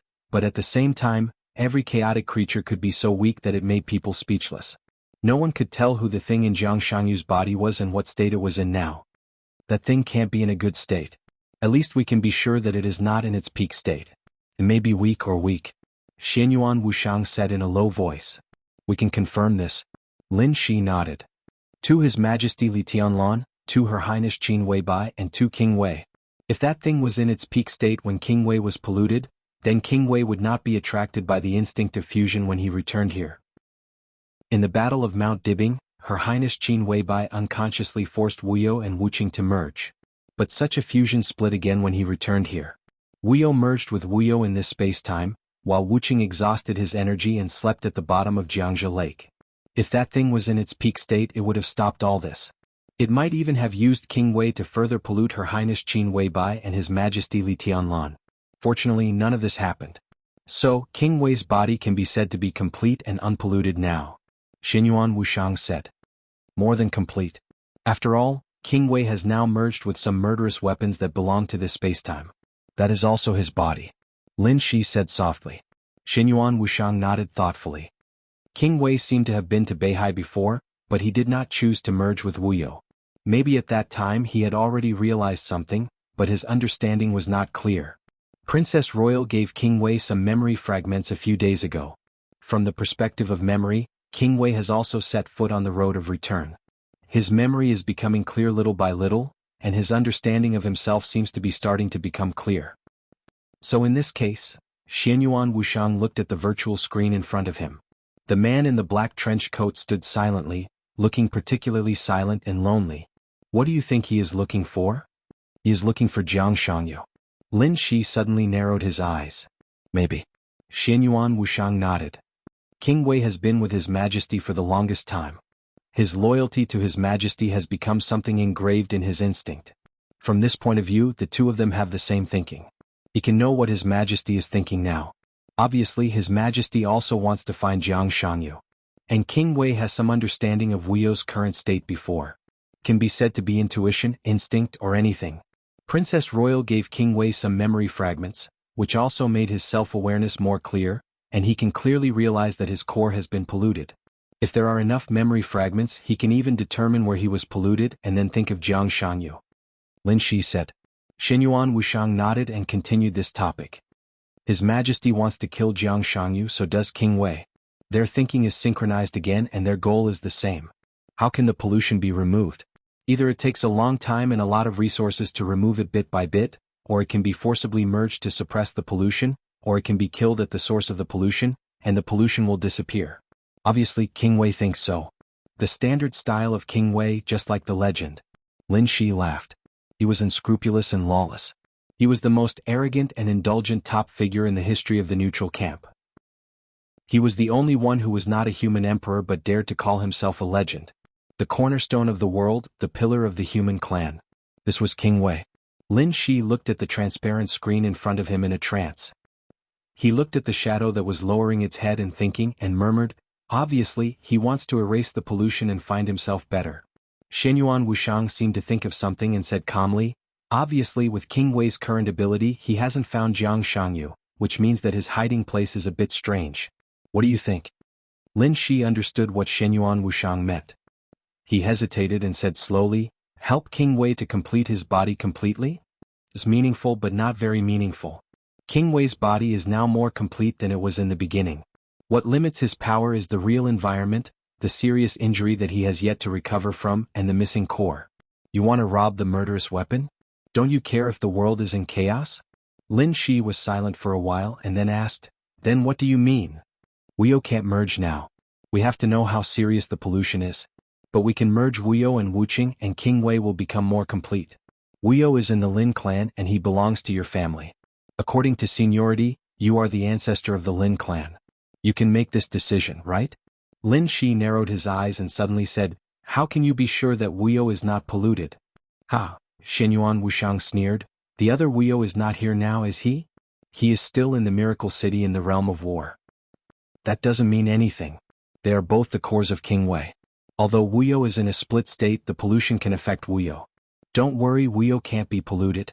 Neither the lawful camp nor the chaotic camp can pollute him. Xianyuan Wuxiang was silent for a while and then he said slowly. Lin Shi was slightly moved and then he said with a smile, I have some doubts. Xianyuan Wuxiang said, absent-mindedly. He already knew what Lin Shi wanted to ask. The apostles invaded the core databases of the Wang family of Beihai and the Lin clan, as well as the databases of various countries, including Zhongzhou state, and found a document called The Origin of Murderous Weapons. Lin Shi looked at Xianyuan Wuxiang's reaction seriously. The specific origin of King Wei is unclear in the document. It only says that King Wei is an extraterrestrial meteorite. That's not important. What's important is that King Wei was split and destroyed, and he was made into 13 murderous weapons. His core was split into two and left in the Wang family of Beihai and the Lin clan respectively. Ninth Prince, don't you think it's strange? Xinyuan Wushang still didn't speak. Lin Shi's eyes flickered, and his double pupils opened and closed slightly, looking deep. With the technical level of Zhongzhou state at that time, it was a miracle to be able to split King Wei's body. Even if his body was split by chance and King Wei was seriously injured, it should be a whole with secret connections. But in fact, King Wei was in a split state now. His body became 13 murderous weapons, and the murderous weapons were connected to each other, so their integration was very smooth. But carefree and ruthless, the body and the two cores are now independent of each other? What? Well, even if we can ignore the previous time and reluctantly explain that Carefree's independence was because of pollution, why is Carefree? Right now they were carefree, and emotionless, just like three independent individuals. With King Wei's level, how could he have fallen to such a state? Carefree was polluted, but Carefree was not. It's also unreasonable. Isn't Carefree the energy core? Xinyuan Wushang took a deep breath and didn't speak. I can take Carefree and let it integrate with King Wei. But I need to know what's going on. Lin Shi said calmly.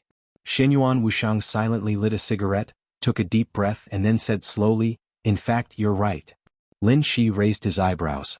King Wei's current body, the core and Carefree are independent, which has the most direct relationship with His Majesty's death. In the smoke, Xinyuan Wushang's voice was a little erratic. Carefree is not King Wei's energy core. There's only one real energy core, and that's Carefree. Lin Shi's pupils suddenly shrank, and he subconsciously lowered his voice. Then what is Carefree? Xinyuan Wushang hesitated and then slowly said, essentially, it's a divine image of His Majesty. That's a divine image of His Majesty. That's a divine image of His Majesty. That's a divine image of His Majesty. Lin Shi slowly straightened his body and silently looked at Xinyuan Wushang. Xinyuan Wushang lowered his head and said nothing. The hotel room suddenly fell silent. Oh. After a full 5 minutes, Lin Shi slowly nodded. You mean, Carefree is a divine image of His Majesty? Xinyuan Wushang nodded. Lin Shi took a deep breath and his expression was a little twisted, but then he became calm again. His voice also became a little polite. May I ask which divine image it is? It's said to be a catastrophe, but who knows? Even His Majesty doesn't know now. Lin Shi nodded and then murmured again, that's a divine image of His Majesty. Xinyuan Wushang coughed a little awkwardly. Xinyuan Wushang, Lin Shi's erratic voice echoed in the room. Your Highness? He stared straight at Xinyuan Wushang and his voice suddenly condensed. His somewhat hollow voice also became a little angry.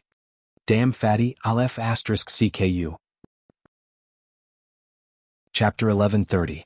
It was as if he had fallen into a deep pit and couldn't climb out.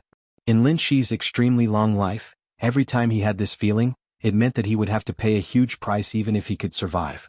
Worryless was one of His Majesty's divine forms. This was definitely a secret that only a few people in the spacetime corridor knew.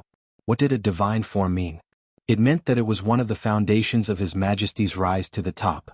Although it was only one of the divine forms, although His Majesty hadn't returned, and although Lord Wei was seriously injured, it was not something they could resist. How dare the fat Xinyuan Wushang ask him to take Worryless? Was he doing that? Was he? Judging from the current state of Lord Wei's 3 separate parts, Lord Wei's body was still instinctively loyal. His soul, or energy core, had been contaminated to a certain extent, and the integration with Lord Wei's Real imprint came from the original His Majesty's figure, which was equivalent to having the original His Majesty and Lord Wei's common will. This kind of will might be very weak, but the instinct was always there. In this state, Worryless yearned for freedom the most. Therefore, it was now independent and unwilling to integrate with Lord Wei's body. In this case, if he went to take Worryless, it meant that he would have to fight Worryless head-on. He would have to face the original His Majesty's divine form. Lin Shi's deep eyes looked as if they were about to spit fire. He stared at Xinyuan Wushang for nearly 5 minutes. Then he asked in confusion and disbelief, do we have a grudge? It was not as simple as a grudge. How much hatred did he have to have instigated him to take Worryless? No. Xinyuan Wushang said quietly. You and I have no grudge, so why did you instigate me to die? Lin Shi subconsciously clenched his fists. Don't get me wrong. Worryless' current state may not be as strong as you think. Xinyuan Wushang said indifferently, indeed, Wuru has merged with one of His Majesty's divine forms, but His Majesty has been dead for a long time and has yet to fully return. That divine form has long since dissipated, and it's now in a split state. Divine forms are related to oneself, so it is impossible for there to be two of them. Therefore, the specific state of the current divine form is that half of it is in this spacetime, and the other half is in the spacetime of the war god realm.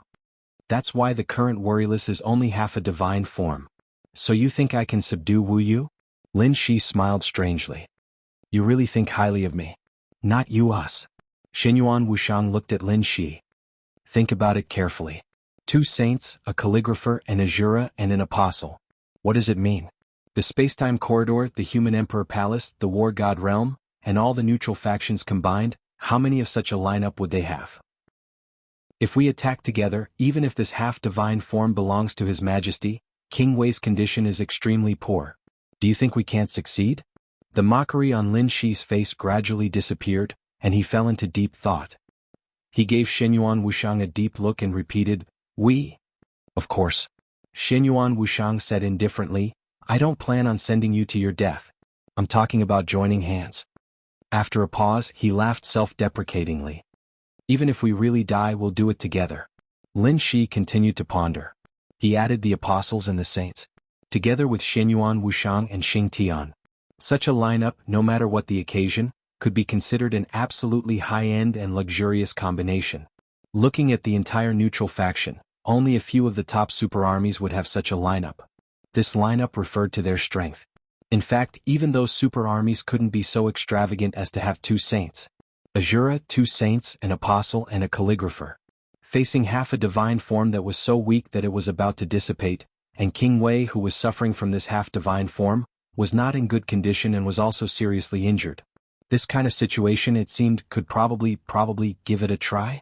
Lin Shi seriously thought for a long time, then took a deep breath and said softly, "The apostles have been warned by Her Highness before. They had encountered Feng Qingwu as soon as they arrived at Miracle City.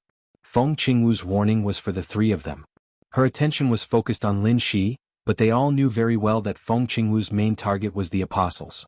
The neutral faction already had a clear idea of just how destructive an old apostle in perfect condition could be. It wasn't even the slightest exaggeration to say that in front of a true apostle, Miracle City was even weaker than a piece of paper. It was just like sand. Xinyuan Wushang silently looked at Lin Shi as if he was looking at an idiot. "Her Highness is mainly afraid that you will destroy Miracle City out of impulse, right? That's part of the reason." Lin Shi smiled bitterly. "But I think it's also because of His Majesty. In short, in Miracle City, Her Highness doesn't allow saints to go all out." F***CK. You want to go all out in Miracle City? Go all out? Xinyuan Wushang let out a strange cry. The corner of Lin Shi's mouth twitched. Don't you know what a saint is like in a real environment? His destructive power is indeed unquestionable, but with his current strength, how can he do anything to that half-divine form in a real environment? No, that's not a problem. In Miracle City, it's even difficult for us to lock onto him all the time. Xinyuan Wushang said quickly. So, Lin Shi glanced at Xinyuan Wushang. The apostles have already mastered the space transfer technology, haven't they? Seal off an area, fold up that space and bring that space to a place far away from Miracle City. At that time we can do whatever we want. Her Royal Highness won't interfere. After all, she also wants to see King Wei gradually become complete. Xinyuan Wushang's tone was getting faster and faster. And after King Wei has this half-divine form, his memory fragments will become clearer. If he can deal with Jianghu this time, we will save a lot of effort. Lin Shi pondered and finally nodded. Both King Wei and Li Tianlan's current state was extremely special. They had the real brand, but in the case that the real brand hadn't really awakened, they couldn't get access to authority for the time being. At most, they could only get some characteristics of authority. This made them look completely different from Lin Shi and Xinyuan Wushang. No one was sure what the state of the thing behind Jianghu that belonged to the chaotic camp was. But no matter what it was, if only King Wei and Li Tianlan took action, it wouldn't alarm him for the time being. If Jianghu could deal with it, Lin Shi would have solved a big problem. And this itself was a mistake of the War Immortal Realm and the Human Emperor Palace. Lin Shi naturally hoped to make up for this mistake. To make up for it, the only thing he needed to do now was to face the seriously injured King Wei and the half-divine form that was about to dissipate. This was a risk, but it didn't seem too dangerous. He suddenly looked at Xinyuan Wushang and asked, "There's one thing I don't understand. If Wuyo is really a divine form of His Majesty and has merged with King Wei, then why was King Wei almost assimilated by the order at that time? Because of his own imprint, the story of King Wei being assimilated by order was also circulated in the real world.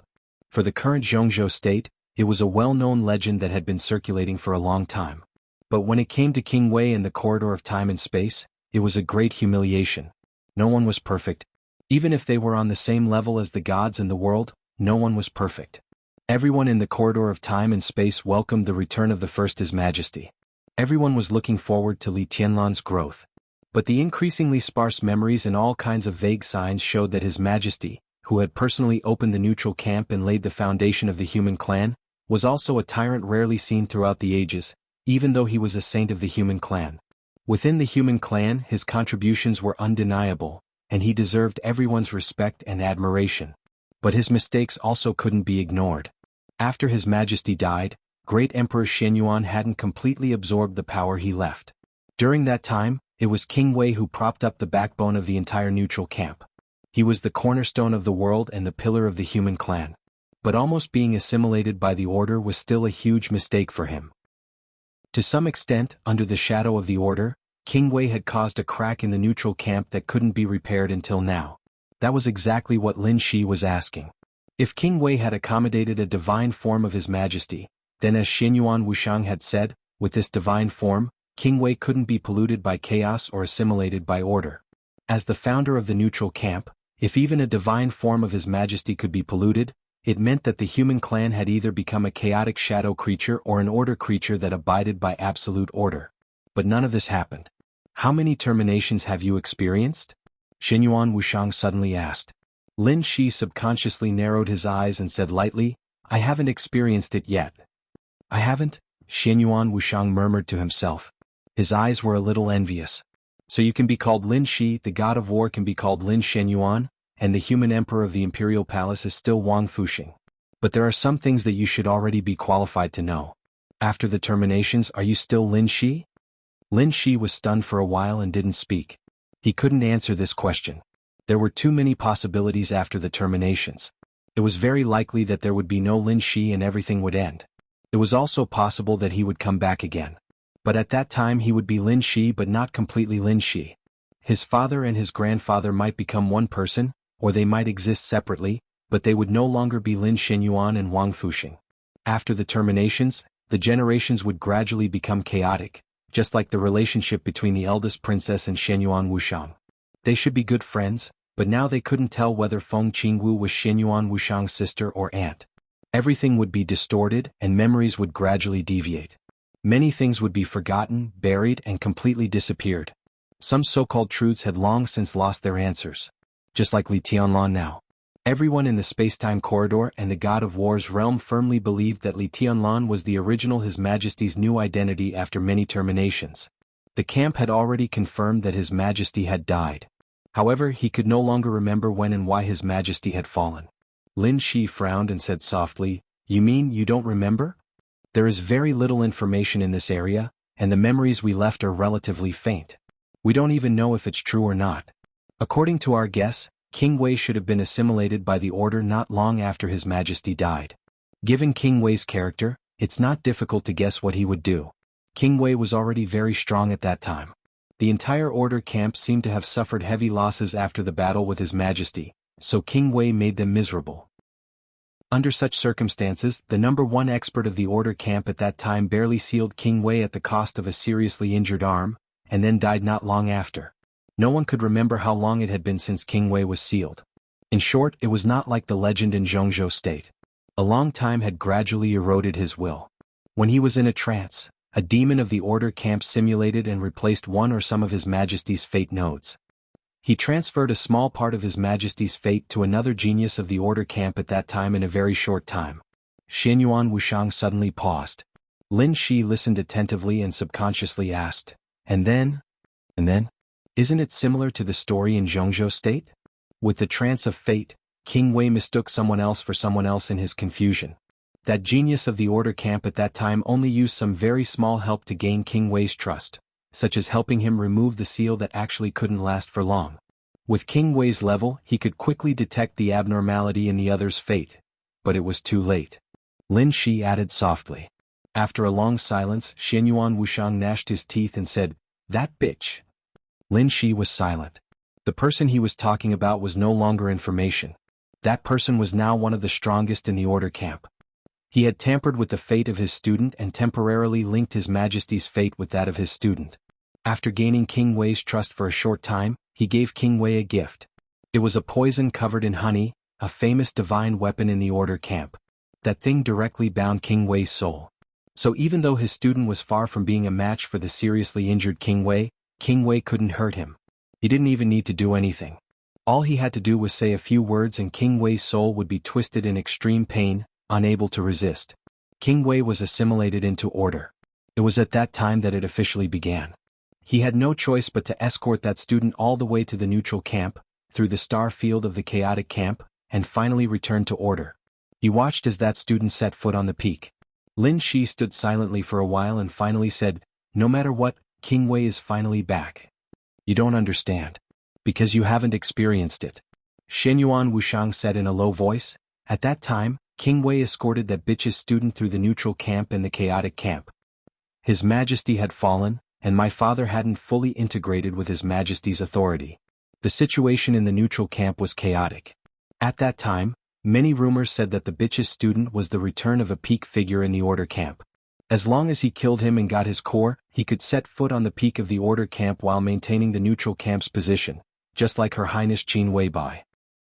In the chaotic situation, there would always be people who wanted to take risks. Countless forces wanted to capture that student, but in fact, it was tantamount to targeting and making things difficult for King Wei. King Wei killed some blind people, which made his position a little awkward. Now there are rumors in the legends that King Wei bullied the weak and feared the strong, and would often call for help. Many people in the central state ridiculed this. But in reality, King Wei killed a few small people, hoping that the neutral camp would wake up. But the result was worse and worse, and even some people that King Wei knew appeared. How could he deal with such people? He could only use the excuse that he was seriously injured and was no match for the other side, so he asked the people of the order camp to come forward. But the result was also not good. He stood in the order camp and called for help from the order camp. No one cared about what he thought, only the result. So countless forces thought that King Wei betrayed the camp, and their hostility toward him was unprecedentedly strong. And the order camp frequently took action to solve the problem, and gradually became a little dissatisfied with the existence of King Wei. Lin Xianyuan was silent for a while. Then he smiled bitterly. So in this situation, that bitch reversed the camp's hostility toward King Wei and turned it against him. So, another King Wei who was exactly the same as him but was fundamentally different, was born. It was a fake King Wei who was the same as King Wei in appearance, internal, energy form and combat power. For each other's survival, they fought from the neutral camp to the chaos camp, and then to the order camp. At that time, the idea of the order camp was undoubtedly to kill the real King Wei and let the fake King Wei replace him and become the strongest divine weapon of the order camp. But this plan failed in the end, and the fake King Wei was killed by the order camp's peak figures, while the real King Wei continued to escort that student. But this point, only King Wei and the important figures of the order camp knew that the dead King Wei was a fake. No one else knew, not even the other higher-ups of the order camp, let alone the people of the neutral camp. Most importantly, King Wei had accumulated a lot of hostility from the neutral camp, and he couldn't prove his innocence at all. The order camp made him return to the neutral camp because they wanted to see internal chaos in the neutral camp. Fortunately, at that time, His Majesty ascended to the throne? Lin Shi asked. I don't remember clearly. Xianyuan Wuxiang thought for a moment, then shook his head and smiled. Before my father ascended to the throne, there should have been a long period of struggle. Facing the hostility of his own people, he didn't explain anything and just protected the entire neutral camp behind him. He fought to the death against the order camp and the chaos camp, accumulating more and more hidden injuries. This can be said to be the foreshadowing of his death. This turbulent situation continued until my father grasped the authority left behind by His Majesty and successfully ascended to the throne. My father found a divine form that His Majesty had left behind, and King Wei took the initiative to use his own soul to contain that divine form. Everyone knew that if he leaned towards the order camp or the chaos camp, it would be impossible to contain that divine form. It was also at that time that King Wei regained his innocence, but not long after he died. Lin Shi listened in a daze, somewhat understanding. The divine form that contained His Majesty was after King Wei returned from the order camp? This is the only explanation, Xinyuan Wushang said.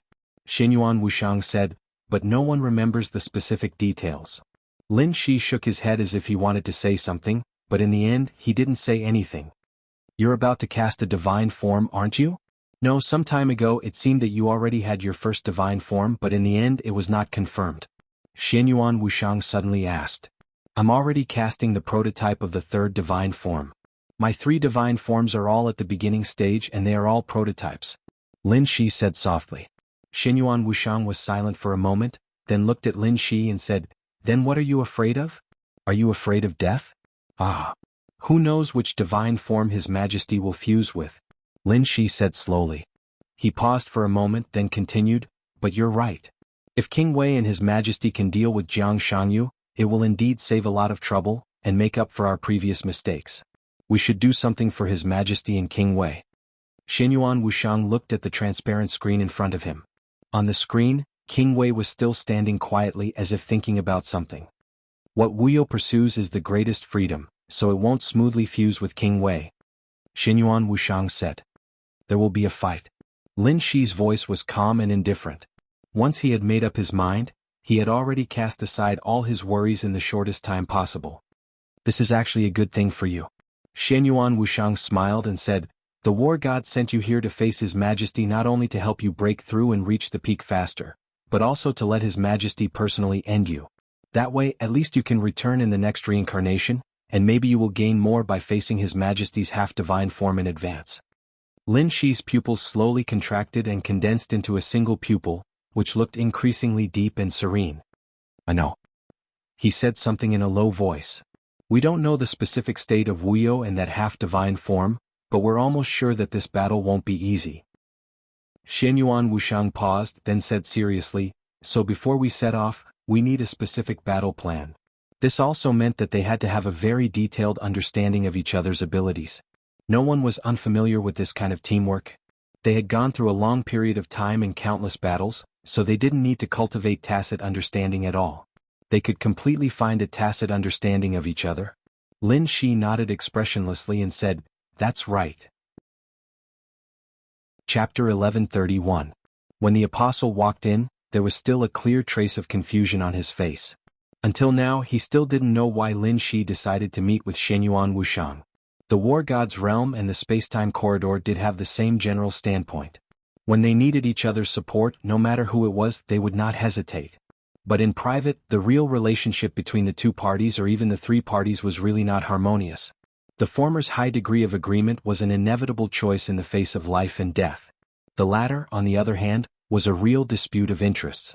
Xinyuan Wushang had suffered a big loss in the hands of Lin Shi's mother. When they met in Miracle City, they did not fight. Instead, they talked happily and conspired for a long time. In the apostle's view, this was quite incredible. The virtual screen in front of Xinyuan Wushang and Lin Shi was still on. The images of Li Tianlan and Wei Wang became the two largest screens. The man and the sword in the screen were very quiet.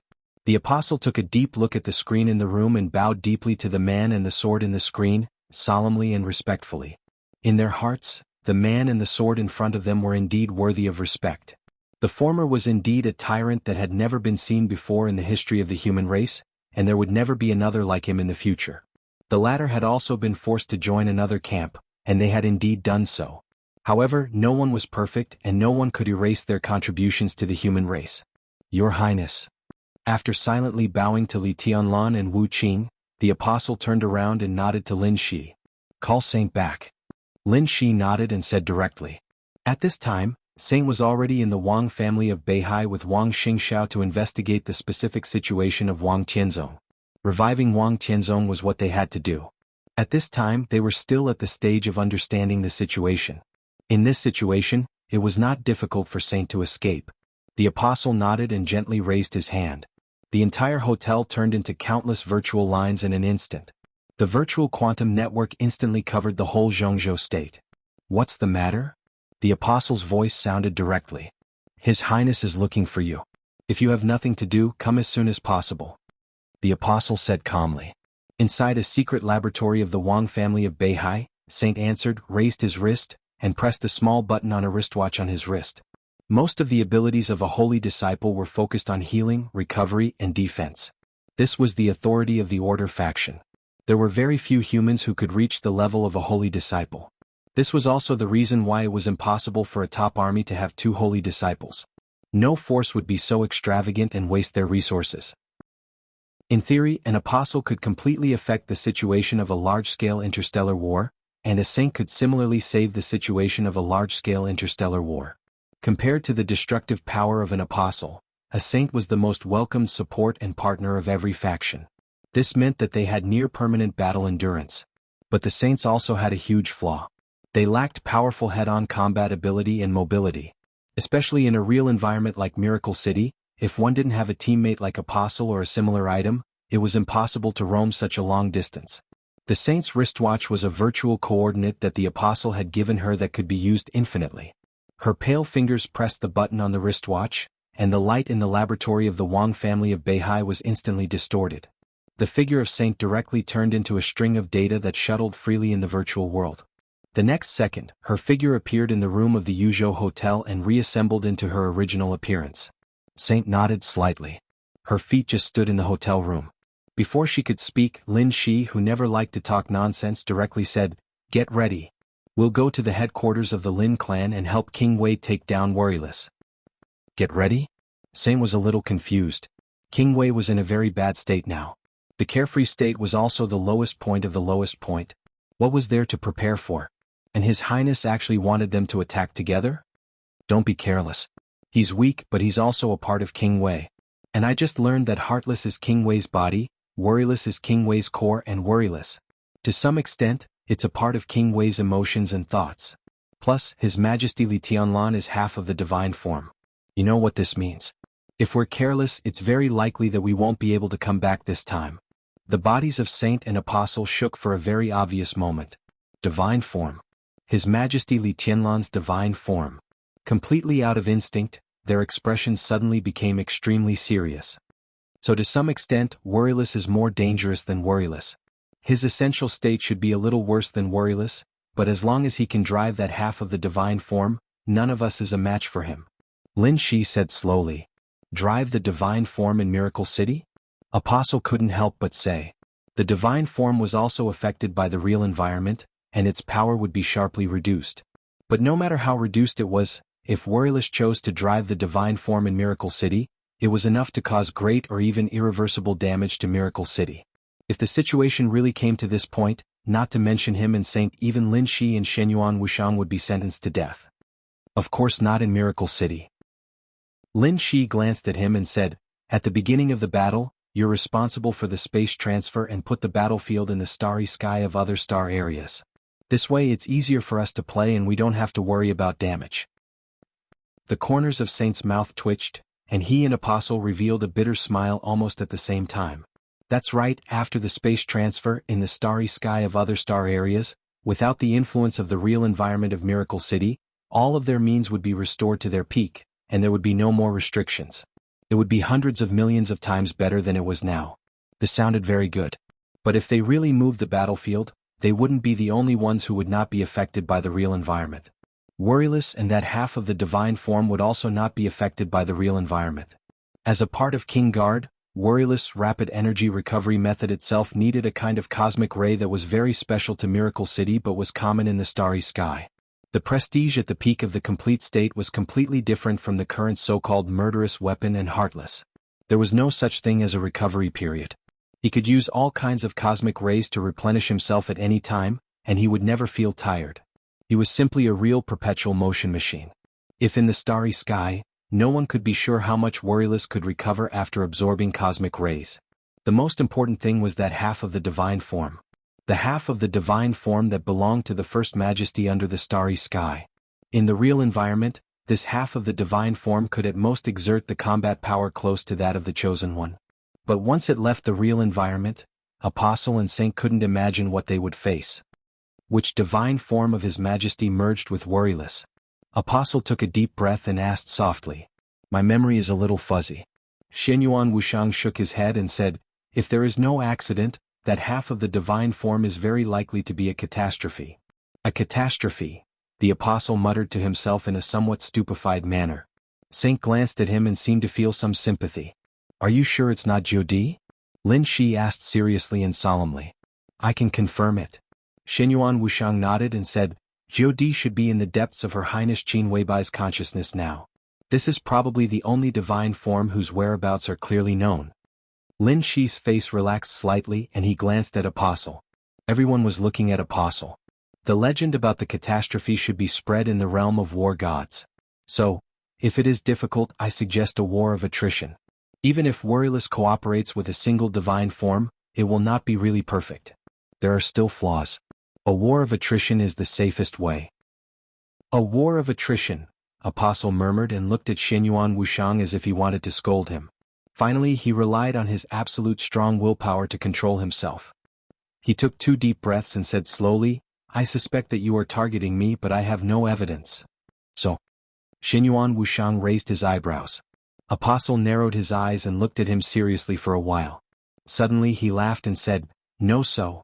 If my existence makes the 9th prince feel uneasy, then I am honored. You think too much. Xinyuan Wushang smiled and said, This is the time-space corridor. We don't need to feel uneasy about an apostle. Apostle looked deeply at Xinyuan Wushang and then at Lin Shi. He said softly, Your Highness, I am fine. Lin Shi grunted and looked at Xinyuan Wushang. I'm not familiar with the time-space corridor. Give me the coordinates. The universe seemed vast, but finding a suitable coordinate was not easy. There were no civilizations near Miracle City. This place itself was a sword formation, and it was extremely exquisite. Lin Shi and the others would not start a war here unless they wanted to commit suicide. Outside of Miracle City sword formation, the time-space corridor was already covered in the flames of war.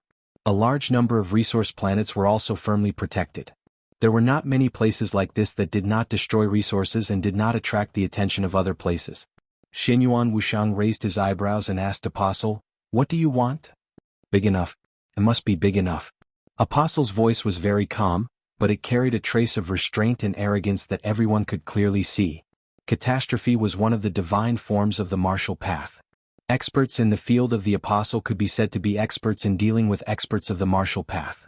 They had a strong restraining effect on the martial path.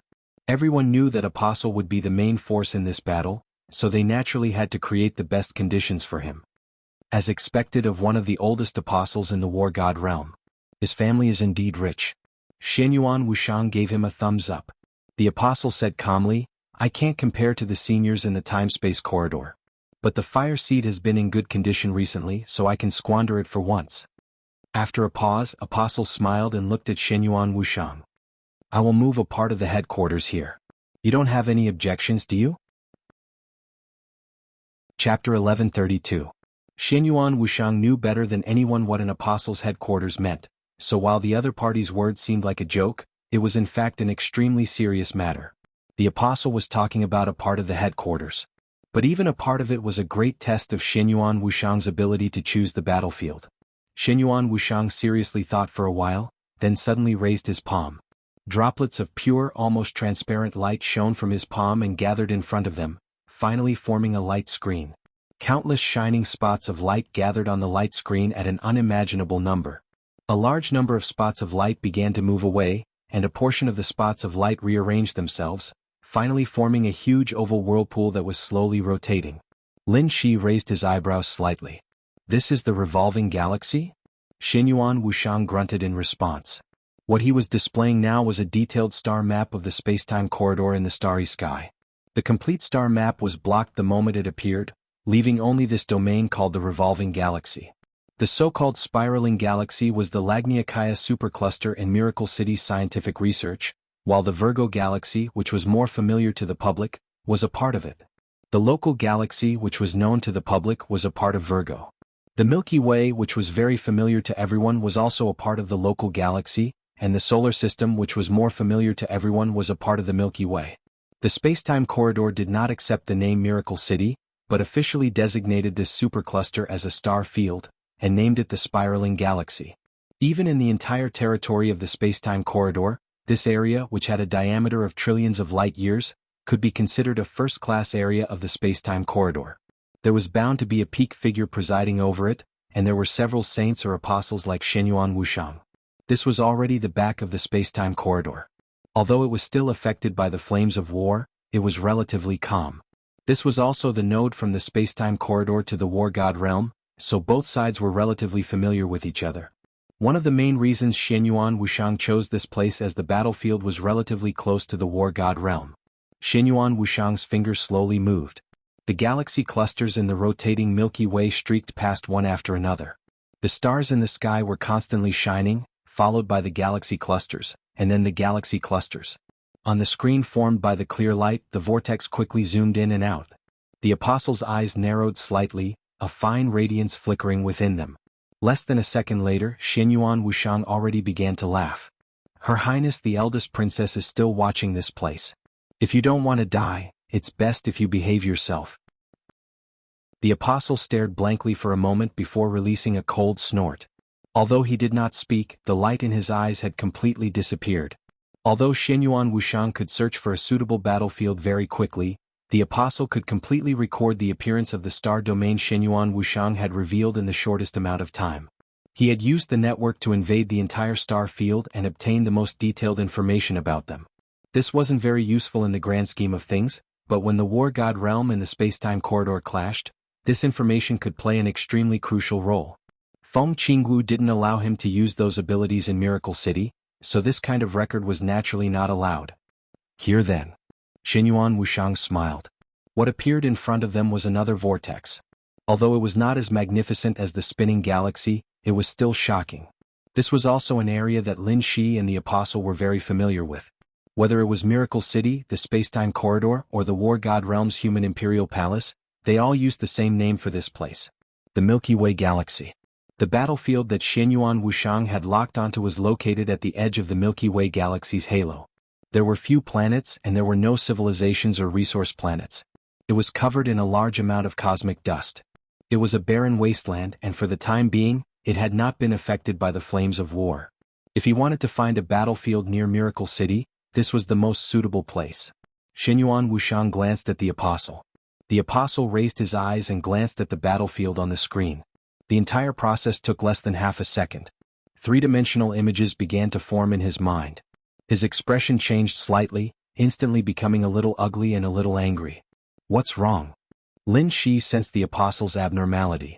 I've already grasped the battlefield's coordinates. I can move at any time. The apostle glared at Xianyuan Wushang, his eyes blazing with anger. Where is it? Lin Shi asked indifferently. In the land of freedom. The apostle gnashed his teeth as he spoke word by word. Lin Shi's expression changed slightly, and he immediately fell silent. The land of freedom. For the War God realm and the Human Emperor Palace, this term was not very good. When the term Land of Freedom appeared, Lin Shi had not yet been born. This was the place where the Human Emperor of the Human Emperor Palace and the War God of the War God realm challenged Great Emperor Xianyuan of the Time Corridor for the first time after reaching the peak. The result was self-evident. The two of them joined forces but they failed. And it was a crushing defeat. The battle lasted less than 2 seconds, and the War God and the Human Emperor were defeated without any room to fight back. This was the first time that the two of them fought for their freedom and not being bound by the time corridor. This kind of challenge was carried out a total of 3 times. The first 2 times the two of them were defeated. But the third time they didn't fight. Great Emperor Xianyuan of the Time Corridor recognized the independence of the War God and the Human Emperor, and then in the challenge that didn't result in a fight, he separated Miracle City. Xianyuan Wushang regarded this place as a battlefield. It couldn't be said that he had evil intentions, but it did make people a little uncomfortable. This was at least an unscrupulous prank. Thank you. Lin Shi was silent for a long time, and then said without any emotion. It was really uncomfortable here. But it was very close to the time corridor. If the apostle wanted to move the headquarters, it would undoubtedly be easier if it was closer. Xianyuan Wushang nodded casually. The expressionless Lin Shi slowly turned around and glanced at the apostle. Let's go. The screen in the hotel bedroom disappeared completely. One after another, virtual lines enveloped everyone. A series of digitized figures disappeared in an instant. The next second, in the sky above the worry-free manor of the Lin clan, the apostle appeared directly with Lin Shi, Xianyuan Wushang, and the others. The moment the data quickly merged, the apostle's eyes lit up with a blue light. There seemed to be endless lightning flashing and rushing in his eyes. Time completely stopped. The entire worry-free manor was completely virtualized. At the moment when time stopped, the entire worry-free manor almost didn't exist at all, because this area had become a virtual world. In the virtual world, an ordinary-looking tree stood out from the rest. Time stopped. However, the tree seemed to have sensed something and suddenly began to shake violently. In the virtual world, reality was the most dazzling lighthouse. And for the neutral camp, Li Tianlan's original half-divine form was the most dazzling reality. The apostle, with lightning flashing in his eyes, pressed his hands down. In an instant, the violently struggling tree disappeared with all of them, as if it had never existed. The suspended time continued to pass. The whole process took less than a millisecond. The worry-free manor returned to reality again. No one could notice the 1 millisecond pause of time. But this manor was a millisecond slower than the whole world at this time. At the same time, 4,000 light-years away in a barren land of freedom, the apostle, Shenyuan Wushang Lin Shi Xingtian, and Saint appeared directly in the cosmic void where there was a lot of floating dust. There was only solemnity on Shenyuan Wushang's chubby face. He silently observed the surrounding situation and slowly turned his head. Then he saw the apostle who had also brought them here. F***CK. Shenyuan Wushang suddenly cursed. He pointed at the apostle. Why are you here? What are you doing here? Chapter 1133. Apostles were undoubtedly the main force of this battle. No one would doubt this. But when the battlefield shifted, Shenyuan Wushang couldn't help but be astonished to see him here. Apostle's initial level of authority in the starry sky was called Scholar. To some extent, this path belonged to the Order faction, and it largely determined the survival and death of the entire world. Their destructive power was undoubtedly number one, and there was no doubt that they were extremely powerful. But corresponding to this powerful destructive power, their bodies were much weaker than anyone else's. Therefore, before reaching level 4 authority, apart from a few rare existences, everyone on this path could be considered the most standard of trash. Only after reaching level 4 authority could they form initial combat power, and after reaching level 5 authority, they would completely erupt and become more and more powerful. But no matter how powerful they were, even if they reached the peak of this path and became the apocalypse, compared to other peak figures, their much weaker bodies were still a flaw that couldn't be considered a flaw. This flaw really existed, but almost no one could take advantage of it. At the level of apostles, they could completely not appear on any battlefield and still maintain extremely powerful combat power. Apostles were the 8th level authority of scholars, and it was also the peak of the authority that a neutral faction could use to the Order faction. At this level, as the main force, apostles didn't need to appear on any battlefield at all, but they could still cause absolute destruction on any battlefield. Their true bodies could do anything in any corner of the world, and they could play a huge role far away from the battlefield. The so-called weakness of a weak body was not a weakness at all in a situation where the enemy couldn't even find their true bodies. The authority of an apostle was definitely at the peak of the neutral faction. The War God realm had sent him here not only because he was Lin Shi's protector in the early days and had an extremely good relationship with Lin Shi, but also because the War God realm wanted to show off their power. In other words, standing in the position of an apostle could already represent the War God realm to show off their power to the outside world. Such a person was now sent here to be an introducer. Such extravagance. If it wasn't necessary, even the space-time corridor wouldn't do this. This meant the mobilization of countless resources and military power. According to the space-time corridor's intelligence, the apostle following Lin Shi had a specific position, and it was a very important position in the War God realm. Before coming to Miracle City, he was overseeing a star field. What kind of concept was a star field? For example, the galaxy they were currently in had a true diameter of nearly 1 trillion light-years. This was a medium to large star region. Under normal circumstances, such a star field would need a peak expert to oversee it, 3 to 5 lower-level assistants, and hundreds of millions of large armies and battleships that could occupy the entire starry sky. When it came to individuals, it would be an unimaginable number. This was the standard garrison size of a normal star field. Endless armies and battleships. And in that part of the planet where the apostles reside, but there were no such things in the domain. That star area was no smaller than the rotating Milky Way, but if all the garrisons in that star area were added up, there was only one person. The apostles. Not a single so-called human army had a deputy. He was alone. It was true that he wasn't a match for those at the pinnacle, but he was able to oversee a star field all by himself. What? The only answer was that he was an apostle. But now, the apostle's true body actually teleported. Was this man, who represented the power of the spacetime corridor in the outside world, planning to commit suicide? Xinyuan Wushang silently looked at the apostle next to him. A saint's direct combat strength was at the bottom of all kinds of authorities. But facing an apostle who dared to teleport himself, Xinyuan Wushang felt that if the two of them fought, he might be able to seriously injure the apostle. The apostle stood next to Lin Shi and looked around the starry sky. He smiled faintly and said, "I'm more useful here. If Wuyo is in a good state, perhaps just a wave of sword chi can seriously injure your true body." Xinyuan Wushang sneered in exasperation. The apostle turned his head and looked at Xinyuan Wushang seriously. After a while he suddenly laughed. "Ninth Prince, which eye of yours saw that this is my true body?" Xinyuan Wushang was stunned and didn't know what to say for a moment. Not his true body, he is now completely worthy of the title given to him by the human race. They always call him the Peak Apostle. Not long ago he set foot on the true peak that belongs to him. Lin Shi said softly. Xinyuan Wushang and Xing Tian were shocked at the same time. The apostle wasn't the peak. But the neutral camp had always been called the Peak Apostle. Those who were worthy of this title were all creatures of the neutral camp who had reached the extreme or were infinitely close to the extreme on the path of order. In other words, it was the 8-9 level of authority. Or infinitely close to the 9 level of authority. There was once such a peak apostle in the spacetime corridor a long time ago. That was his sister, who had fallen and hadn't returned. He didn't know if she could return or not. Xinyuan Wushang was silent for a while and looked deeply at the apostle. "No wonder you are so confident. Congratulations." The apostle nodded. His true body was still on Earth. Perhaps he had already sneaked into the Lin clan's kitchen to enjoy the delicious food. This was just a manifestation of his consciousness clone. He could move to another target at any time. When his true body was far away from the battlefield, he would be in almost no danger. His gaze fell on the distant starry sky. There seemed to be nothing under the extremely distant starry sky.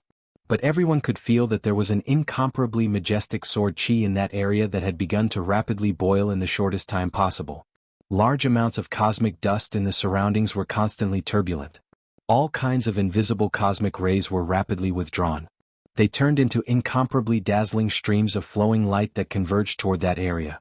Two incomparably bright rays of light shot over from afar. They were sharp, cold, and full of contempt and arrogance. Combined with Li Tianlan's original half-divine form, he was also constantly absorbing cosmic rays. King Wei's long-dormant consciousness directly awakened in an instant. Those two rays of light were King Wei's gaze. Facing that gaze, the apostle subconsciously narrowed his eyes. He took a deep breath and bowed slightly. His calm voice came from afar. "Apostle Lin Wushang, General Wei of the State of War Realm, Duke Wei, greets your highness." "Prince of the War Realm, Lin Shi, greets your highness." Lin Shi also bowed slightly. "Deputy Commander of the War Realm's Guard Army, Saint Han Wei, greets your highness." One voice after another was transmitted over. Xinyuan Wushang bowed slightly and said with a smile, "Ninth Prince of the Spacetime Corridor, Xinyuan Wushang, greets Uncle Wei." Xing Tian didn't say anything. In such a scene he had the lowest authority and the lowest position. He had no right to speak at all. The endless void suddenly fluctuated for a moment. No sound came from there. But everyone's soul began to fluctuate at the same time. King Wei's will was clearly transmitted through the incomparably intense soul fluctuation. "Get lost." At the same time as the soul fluctuation, an incomparably dazzling sword light was transmitted. In an instant, the extremely dazzling sword light directly spread from one point to the entire starry sky, arriving in an instant. The apostle slowly stood up, reached out his hand and snapped his fingers. A faint blue light suddenly shone from his pupils. The void was silently torn apart. The endless space kept boiling, and a large amount of cosmic dust kept twisting in the chaos. In everyone's sight, a metal planet many times larger than an ordinary star slowly appeared on the battlefield. There were no words, no orders, no communication. In the face of the approaching sword light, the torrent of steel instantly blotted out the sky and covered the sun. On the smooth surface of the metal planet, the mighty mechanical army under the control of the apostle's thoughts moved at full speed, rushing in the direction of the flying sword light. Millions, tens of millions, hundreds of millions. The mechanical warriors were endless. On the planet, densely packed torrents kept rising into the sky more and more, and there was no end to them. This was the apostle's mechanical army. A mechanical army that belonged to him alone. Every soldier in the army could be considered as his creations. He was the creator of the entire mechanical army. And what he possessed was far more than just a mechanical army. This was also the source of his confidence in overseeing the entire star field alone. He didn't need an army made up of human armies. He didn't need complicated logistical supplies. His existence alone was equivalent to trillions of mechanical legions. Chapter 1134. The Apostle's figure disappeared. Or rather, his figure didn't exist at all. That virtual image was essentially a clone condensed by a wisp of his battle consciousness. When his mechanical army was completely spread out on the battlefield, his consciousness clone could appear on any mechanical carrier of the mechanical army at will. This was the power that belonged to the Apostle. This also meant that in most situations, the Apostle didn't even need to descend with his real body. He only needed a thought to start a war that would sweep through the entire star field. And no matter how chaotic the situation was, the Apostle could be said to be the most difficult creature to kill in all kinds of wars. This was the case for the Apostle. The doomsday would only be more exaggerated. Because of this, Lin Xinyuan, who had single-handedly killed an doomsday war god at the cost of being seriously injured, was considered to be at the peak of individual strength in recent years. He was the sharpest human. The mechanical army was majestic in the void. The mechanical army at the forefront accelerated in a straight line and rushed out of everyone's sight in the blink of an eye. The densely packed machinery almost completely covered the starry sky. Their numbers were increasing. The huge steel planet in the void got rid of the starry sky's gravity and rotated crazily, bursting with a dazzling blue light. Thousands of mechanical torrents seemed to endlessly rush into the void, accelerating and accelerating continuously. At the forefront of the mechanical torrent, a strong light shone silently. The moment the strong light appeared, it began to spread crazily in all directions. Fire. Thousands, millions, hundreds of millions, billions of mechanical army crazily fired at that worryless sword light. Photon cannons, destruction cannons, high-temperature concentrated laser beams, antimatter energy cannons, dark matter missile arrays. The violent firepower that filled the void instantly ignited the sword energy. The sword energy and all kinds of cannons exploded at the same time, and the entire void constantly shook and twisted. The scattered sword light rushed into the mechanical army, and all kinds of machinery fell in large numbers. More mechanical army rushed forward without any hesitation. Xinyuan Wuxiang and the saint took a step forward at the same time and opened their arms. The holy light was like rain. The pure light directly covered the entire battlefield in a breath's time. The moment the holy light sprinkled on the mechanical army at the forefront, a seemingly thin but extremely tough transparent shield appeared on their bodies. The mechanical army's cracked bodies began to quickly recover under the cover of the holy light. Countless heavily injured mechanical army began to quickly recover, and they received the protection of the saint. Xinyuan Wuxiang kept waving his hands. Unlike the saint's holy light that shrouded the entire battlefield, every time he waved his hand, it didn't look spectacular, but the void around him vibrated with every wave of his hand. The void around him seemed to have become a lake. He stood in the center of the lake, his every move causing a large ripple. The ripples quickly spread across the entire battlefield, spreading to every mechanical body. That there were layers upon layers of buffs. Super speed, super healing, extreme penetration, damage transfer, damage absorption.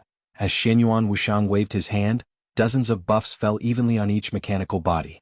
More and more machines appeared. The holy light on the saint's body became more and more majestic. The vibrations around Xinyuan Wuxiang grew more and more rapid.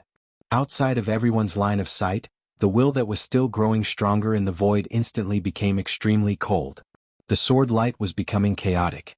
Dense explosions kept erupting in the void. The holy light fell like rain or a waterfall. With Xinyuan Wuxiang at the center, the entire battlefield seemed to have become a rippling sea. The will fell silent. An incomparably sharp light appeared in the center of the battlefield. The dazzling void seemed to be silent for a moment. A black shadow appeared among the densely packed mechanical army. It was just a blurry outline of a human figure.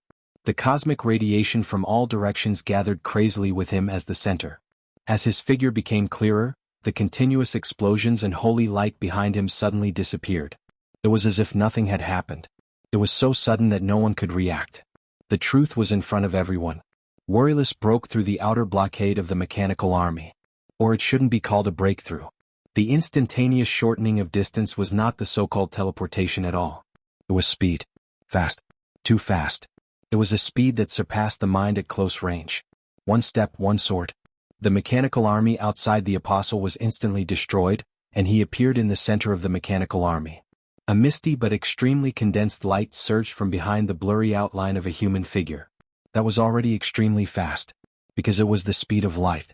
The sword light kept traveling at the speed of light in the void. The moment the light surged, Xianyuan Wuxiang vaguely saw the scene behind Worryless. The mechanical bodies all over the sky were directly torn apart by the sword. The light on the mechanical bodies was extinguished, and they fell from the void. Countless holy light and the shadows of the explosions were all disintegrated by the sword light, turning into darkness. This scene lasted for less than a 10,000th of a second.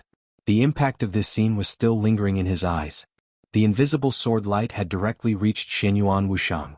This sudden burst of sword light had already surpassed the speed of pure light in the void. The light was in front.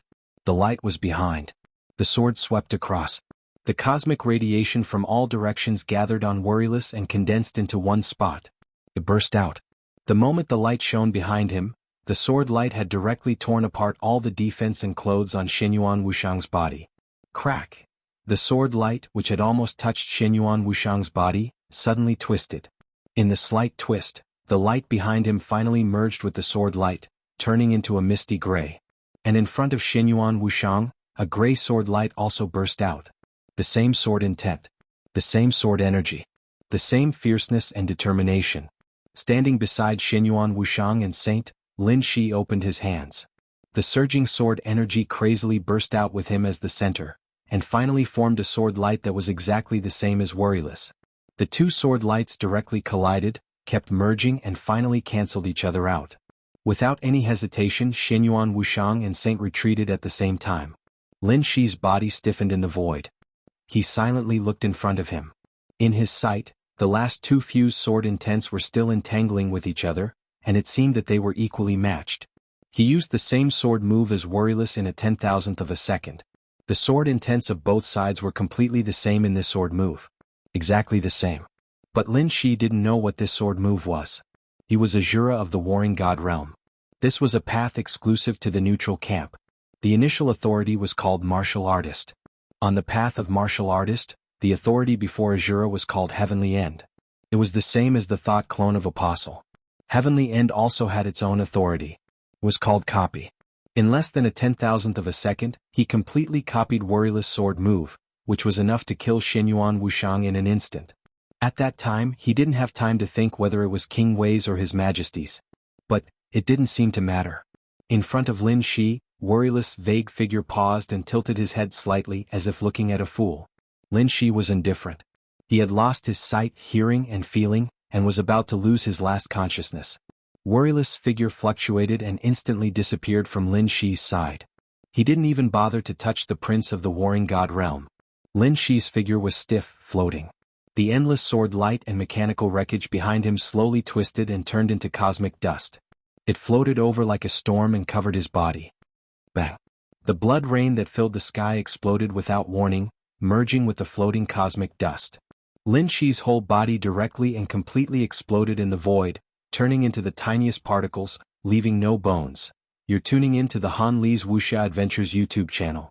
We're so grateful for your support, and don't forget to subscribe to join us on this incredible journey through captivating stories. Your generosity through donations truly makes a world of difference, as it's the primary source of revenue that allows me to expand and enhance this channel for you. Thank you from the bottom of my heart for being a part of this adventure.